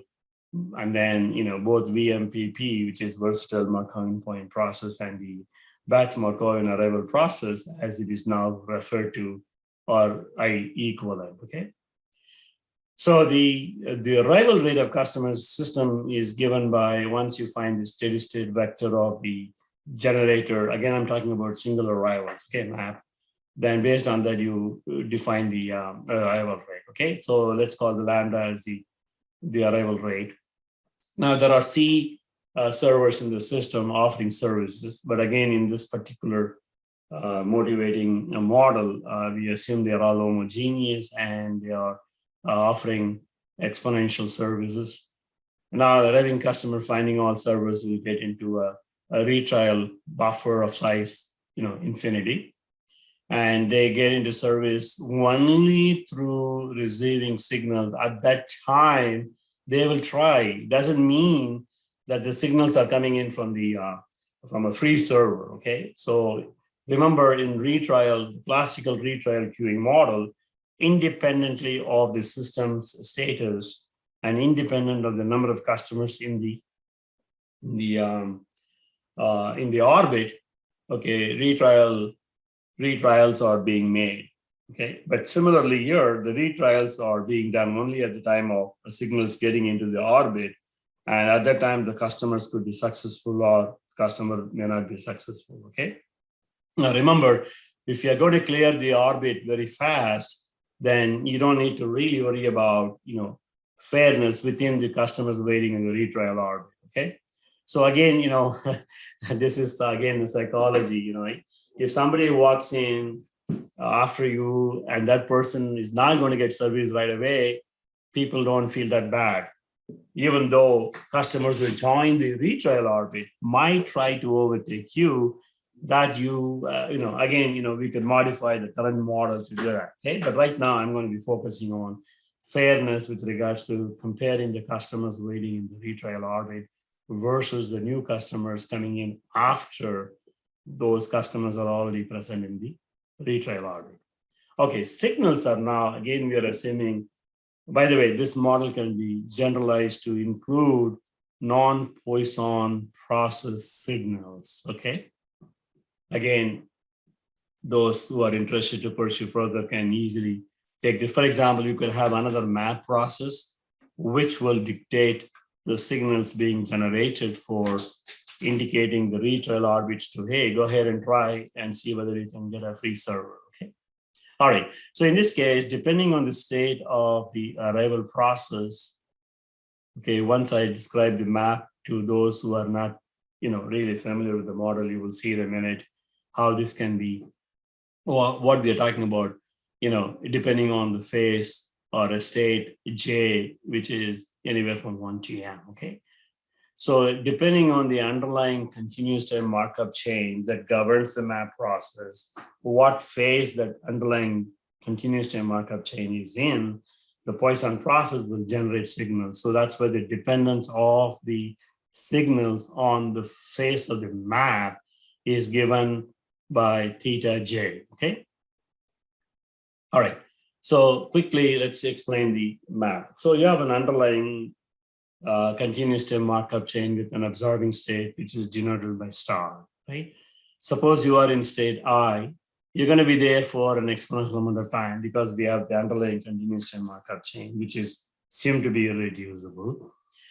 And at the end of this sojourn in state I, what are the possibilities? Either you go on to a different transient state J, okay, or you can go to the observing state, at which time you immediately start the process for the next arrival process, for the next arrival to come in. Now, when you go to the observing state, you could start the process again in state I if you want to. However, you cannot go from I to I without going through an observing state, okay? Because when you say at the end of the sojourn time, that means you are done with state I. The only way to restart again is to go through the observing state. Now, if you are going to, this is the key, okay? When there is an absorption, and at that time, if you're going to start independently of where you came from, that is where the absorption occurred, from which state the absorption occurred, if you ignore that part of it and start independently in one of those M states, you get a renewal process. So basically, if you want to model the existing, let's say you want to model a phase-step renewal process, you can do that. However, the beauty of this, that's what Newt was, sort of visualizing at the time, is How do I bring in the correlation? Why is correlation important? Now, we all know, being in the real world application, if you look at it. By the way, I always tell people, if you look at the stochastic modeling, there's always two aspects to that, right? Manufacturing aspect or service. So look around, what are the gadgets that you have? You have a laptop, you have a computer, personal computer, or a cell phone, or a car, whatever it is, or a refrigerator, or any appliance. Okay, so they all have to be manufactured. And then depending on the type of product that you have, even a ball pen has to be manufactured, right? But if it doesn't work, that is, the ink is over, then you throw it out and buy a new one, right? But whereas if you have a car or a computer or a cell phone, you don't really throw them out. If that doesn't work, you try to fix it. So you go through the service area, right? So anything that you have as two components, combination of both sometimes, okay, manufacturing or service facility. In any case, if you look at the manufacturing of items, the raw materials may be coming in from different sources. So if you look at the pooled source that is coming into the assembly line, even if individual sources are all independent and identically distributed, the pooled one may not be, unless you assume Poisson arrivals for each of those cases. So that means the pooled source is going to be correlated. So assume that their IID is going to be misleading. So that's the reason why it's important to build correlation into the system. And this is one of the reasons why DMAP plays a major role. Anyway, quickly, when there is an absorption that corresponds to an arrival to the system, that arrival could be a batch of size 1 or 2, etc. Okay, so to denote the probabilities depending on the K, the K is going to be the size of the buffer. So you get the batch Markov arrival process. So in the case of single arrivals, basically you can replace the Pij superscript K with simply Pij. Okay, so let me just explain the context of single arrivals. At the end of the sojourn in state I, you visit the absorbing state with probability Pij. The I is from where you got absorbed from, and J is the phase that you're going to start the map process. That is, you're going to start the underlying continuous time markup chain so that you can start the next process, next arrival coming into the system. However, if you have no absorption, that is, there is no arrival to the system, then with probability Qij, you go on to the state J, another transient state from state I, okay, which is also a transient state. So basically, for your description of the map or the DMAP, you got the sequence of matrices, okay? So in our case, I use the the F0, F1 as my description of the parameter matrices of my map, okay? All right. Okay, again, these are all the standard one. I know I'm sort of maybe more than halfway through my time. So I had only 15 minutes or so according to my clock. So I will try to, just talk about the model and some key aspects, okay? All right, now if I look at the, excuse me. Okay, if you, okay, I don't know what happened here. You can see that, right? You can see what I'm doing? Yes, we do. We can. Is that screen clear for you? Yeah, it is. Okay, thank you. Because it's nice to have some feedback to see what's going on. So you're able to see my slides here, right? Only the PDF file. You just switched off the full screen. So if it's possible, you can use something like Control L and then use this one. Yeah, this shortcut. Yeah, this one. Okay. Hi, Alex. Nice to see you, Alex. Yeah. Thank you very much. How is the weather there? A lot of snow there. Yeah, same here too. It's cold, but not snow that much. But all right. So with that in mind, keep track of the phases of the various quantities. So K1 is the number of customers in the retrial orbit, number of busy servers is K2, and K3 is the phase of the map. So with that in mind, remember, keep in mind, we are really talking about the signals coming into the system for the retrial customer. So basically, the signals are independent of the state of the orbit. So again, you will see in a minute how that is going to be helpful for retrial customers compared to the new customers coming into the system. So you get the level independent QBD process of this type, classical QBD process. People who are familiar with the work, you know that it's been extensively studied by Newt and his fellow colleagues. And so basically, it's easy to see how these entries are generated.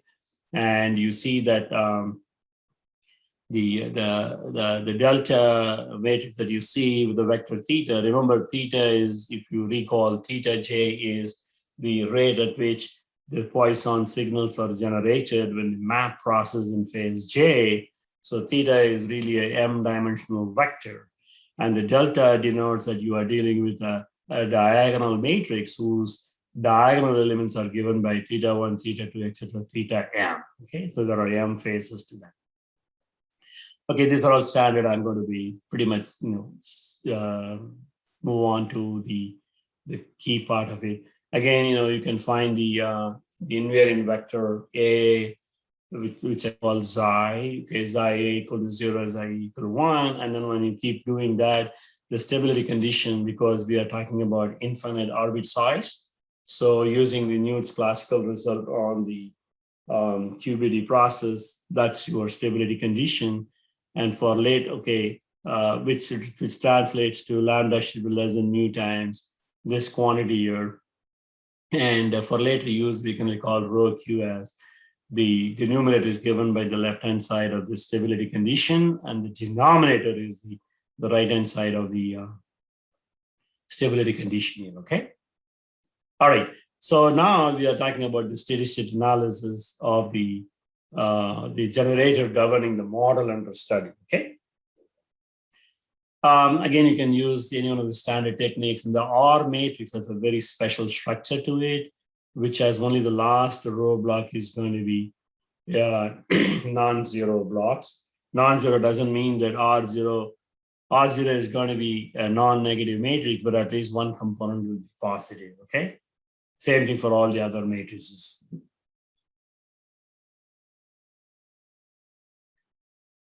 So when you implement, of course, you can solve solve for R using logarithmic quadratic algorithm, or you can exploit the structure because you don't need to worry about storing all these zero rows, okay, zero block rows. So you can exploit, okay, that's the beauty of this algorithmic probability. You can try to maximize the exploitation of your structure of the problem, okay?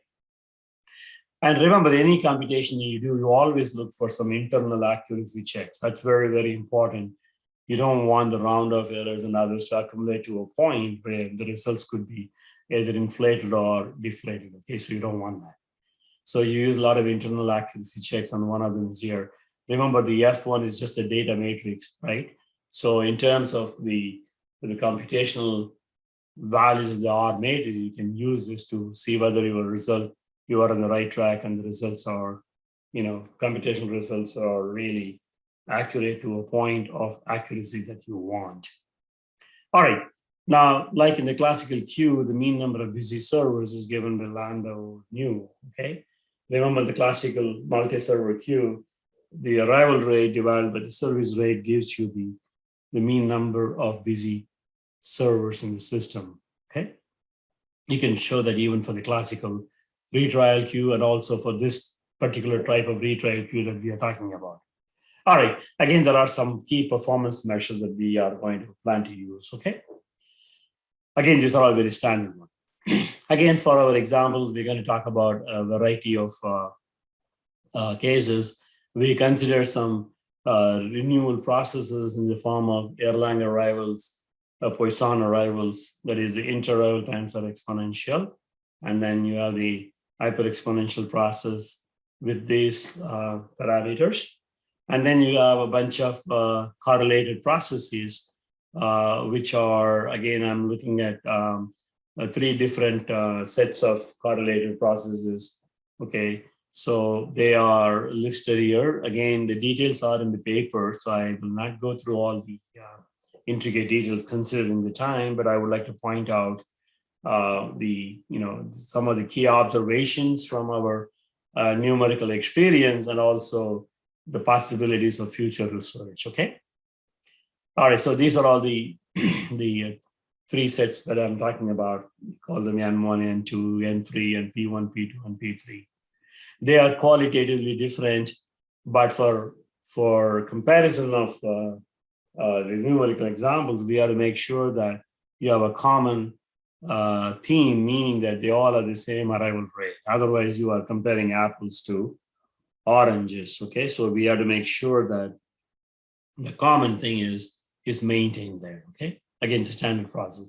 So all those processes that we talked about, okay, 3 plus the other 3 renewal processes, and then the 6 correlated ones, they are qualitatively different, but they all will be normalized to have the same arrival rate of 1. However, if you look at the standard deviations as well as the correlation structure, they tell you that the processes that we are talking about are qualitatively different. Okay. All right. So if you go back to the signal process that we are using the Poisson process, the parameter theta depends on the phase of your map. Okay. This should be F0, okay, not D0. My apologies for that.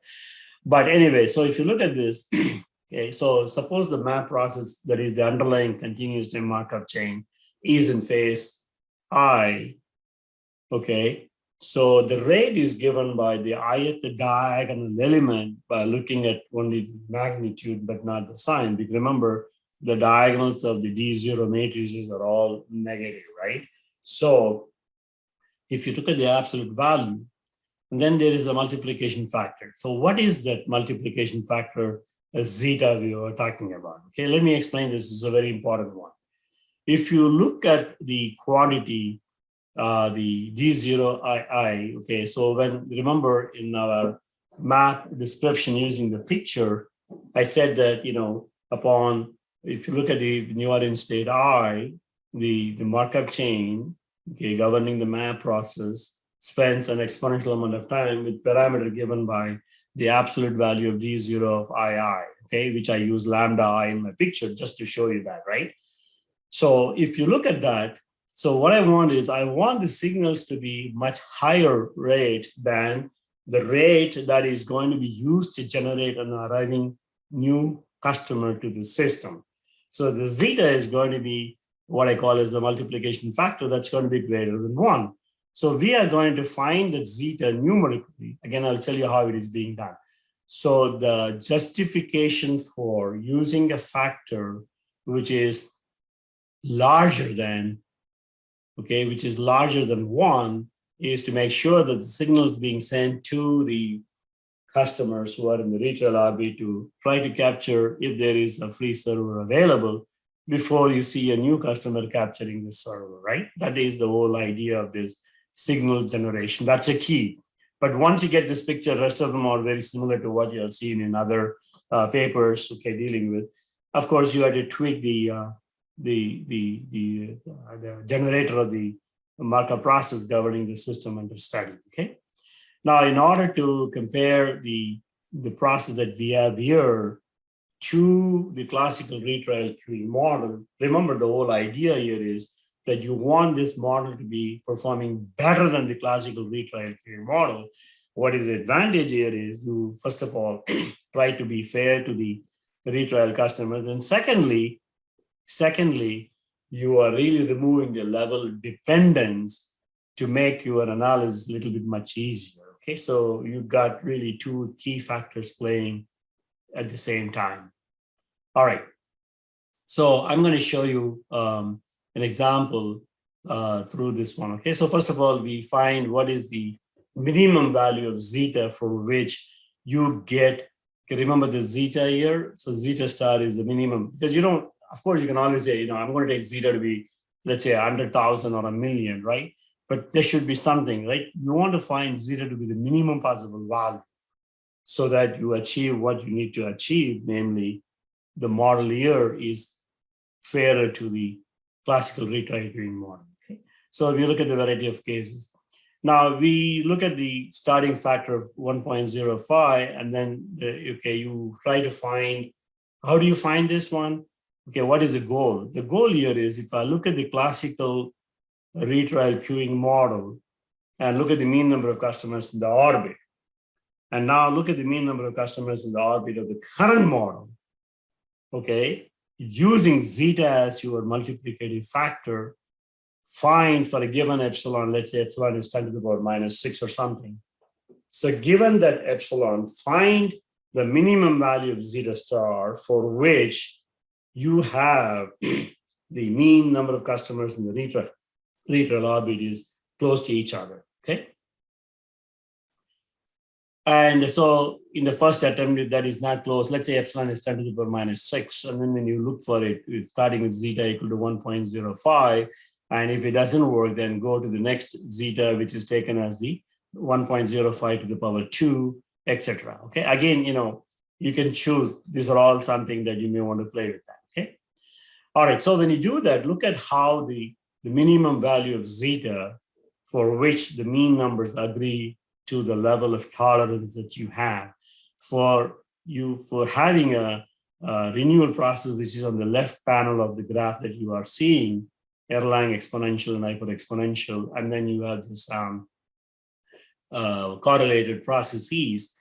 And obviously you see that, depending on the size of depending on the value of C, okay, one single server or multiple servers. So you see that for Erlang and exponential, this reasonably small zeta is okay, but when you talk about a very large variation in your inter-arrival times like hyper-exponential, or if you have a positive correlation in your arrival, in the positive 1 lakh correlation in your arrival process, see how you need to have a different value for zeta. So zeta depends not only on C, number of servers, but also on the type of arrival processes, okay? Again, this is exactly what I mentioned to you, okay? Depending on the value of the blue round symbols for rho equal to 0.5, that is lambda over C mu is 0.5. And then for the red square is going to be for rho equal to 0.9. So depending on the value of the traffic intensity corresponding to the classical Q, okay, lambda over C mu is the classical rho, if you remember. So it all depends on that. Okay, so that's the whole idea of pointing it out, how it plays a role. Remember, you cannot ignore the correlation that is present in the system, okay? All right. Okay, again, I know that I have only a few minutes left here. So what I would like to show you is that if I look at the fraction of servers being captured by the retrial customers, okay, successful retrials. Remember, when we say a fraction successful retrial means a customer who is in the retrial orbit, upon receiving a signal, capturing a free server is what I call FSR. And you see that the ratio of the fraction of successful signal when zeta is set at the zeta star is, you see that how, remember the higher variability in your process, okay, the inter-arrival times behave as a function of this. Now, in this case, you want the ratio to be greater than 1. Remember, we are talking about the fraction of successful signals, okay, of the current model over that of the classical retrial queuing model, okay? So you see that in most cases, except for the hyper-exponential, you see that the ratio is at or above 1, okay? So that's what we want. There are some cases where, for rho equal to 0.5, you see there are cases where the ratio is less than 1, okay? But overall, you see that there is, of course, for these, you may want to remember this zeta star we obtained is based on the mean number of customers in the retrial orbit. So if you want to use some other measure, that's fine. So these are all the problems for people to look at in the future. And again, the standard deviation, there is basically the higher the variability in your arrival process, you see how the ratio of successful capturing of the free servers is seen. All right, again, if you look at the probability that an arrival gets into service immediately with at least one customer waiting in the orbit, okay, the quality of service degradation that we were talking about, it, right? Quality of service with regards to customer's point of view, okay?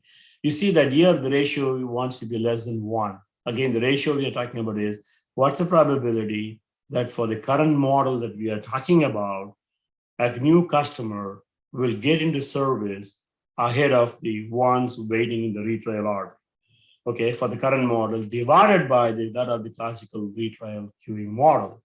So if you want your model to be, the current model to be better, you want that fraction to be smaller compared to that of the classical retrial model. Therefore, the ratio has to be less than 1. Invariably, if in all scenarios, you see that fraction is going to give you a better, so that means you have a better chances of getting into service system before a new arrival gets in, if you are going to be in the retrial orbit, okay? And of course, you may want to ask, yeah, how do I get this zeta in real life? You know, how do the management will know and all this stuff? Again, I used Minitab, yeah, you know, statistical software to fit a curve. So once you have this one, you know, once you know what the, you know, y-intercept, and again, we are using the standard deviation and the correlation as your independent variables, and try to fit a model to identify what should be your zeta. Remember, zeta is the multiplicative factor for generating the Poisson signals. And now this is what you get. Let me show you in terms of the table. So depending on the value of rho, and depending on the number of servers available in the system, and depending on whether you are dealing with the renewal or correlated processes, the coefficients change. So this is for the renewal process. And the other one is, I thought I had the graph here for the other one. Maybe it's in the paper. Where is that? I thought I had it here. Oh, yeah, it's here. My apologies here.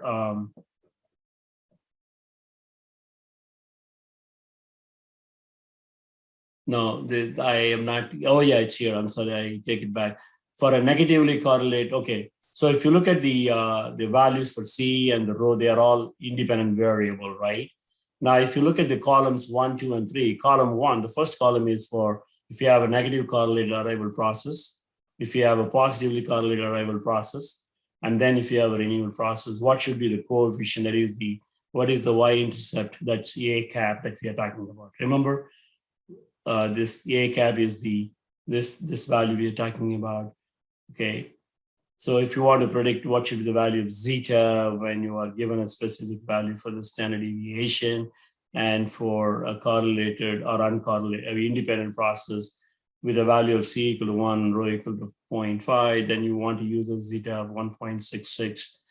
Okay, so that's what we are talking about. So this is the ln, so that means zeta is the exponential of 1.166 would be 5.27. So if you want to take this to be a correlated process with a correlation of, you know, a negative 0.2 or something, then you put in the value and then get the value for your zeta, okay? All right.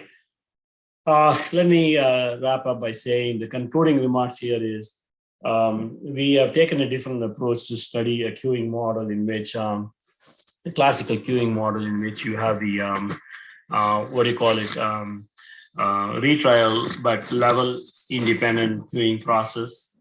Okay. Also, it makes it fair with regards to less fraction of customers as compared to the classical retrial queuing model, capturing the free server upon arrival into the system, as opposed to the previous model where a new customer, there are high possibility of capturing a free server compared to the retrial. And the model, as I mentioned before, can be generalized to include non-Poisson process for your signals. Okay, you can make that as a map. Of course, you can assume phase step distribution for your retrial times. Okay, I'm sorry, phase step distribution for your signal process or for services. Okay, or a combination of both. And so, there are a lot of variation. And again, I use the mean number of customers in retrial orbit as a point to find the zeta. Instead, you can use some other measure if you want to. Okay. And sorry, I went past a few minutes of my time, and I'll be happy to entertain any questions you may have. Again, thanks to the organizers for giving me an opportunity to make this presentation here. Okay, thank you. Thank you, sir. May I have your attention, dear participants? The feedback link for this talk has been posted in the chat box. Please do find to fill them before the close of the program. With this, we have come to the end of day 1. Hope you all had a very informative day. Day 2 of WRQ 2021 is tomorrow. We welcome your support and participation during the next 2 days as well. Day 2 sessions will begin at the dot of 9:30 a.m. Indian Standard Time. Once again, thanking all the participants and the whole team of WRQ for your cooperation. Thank you and bye.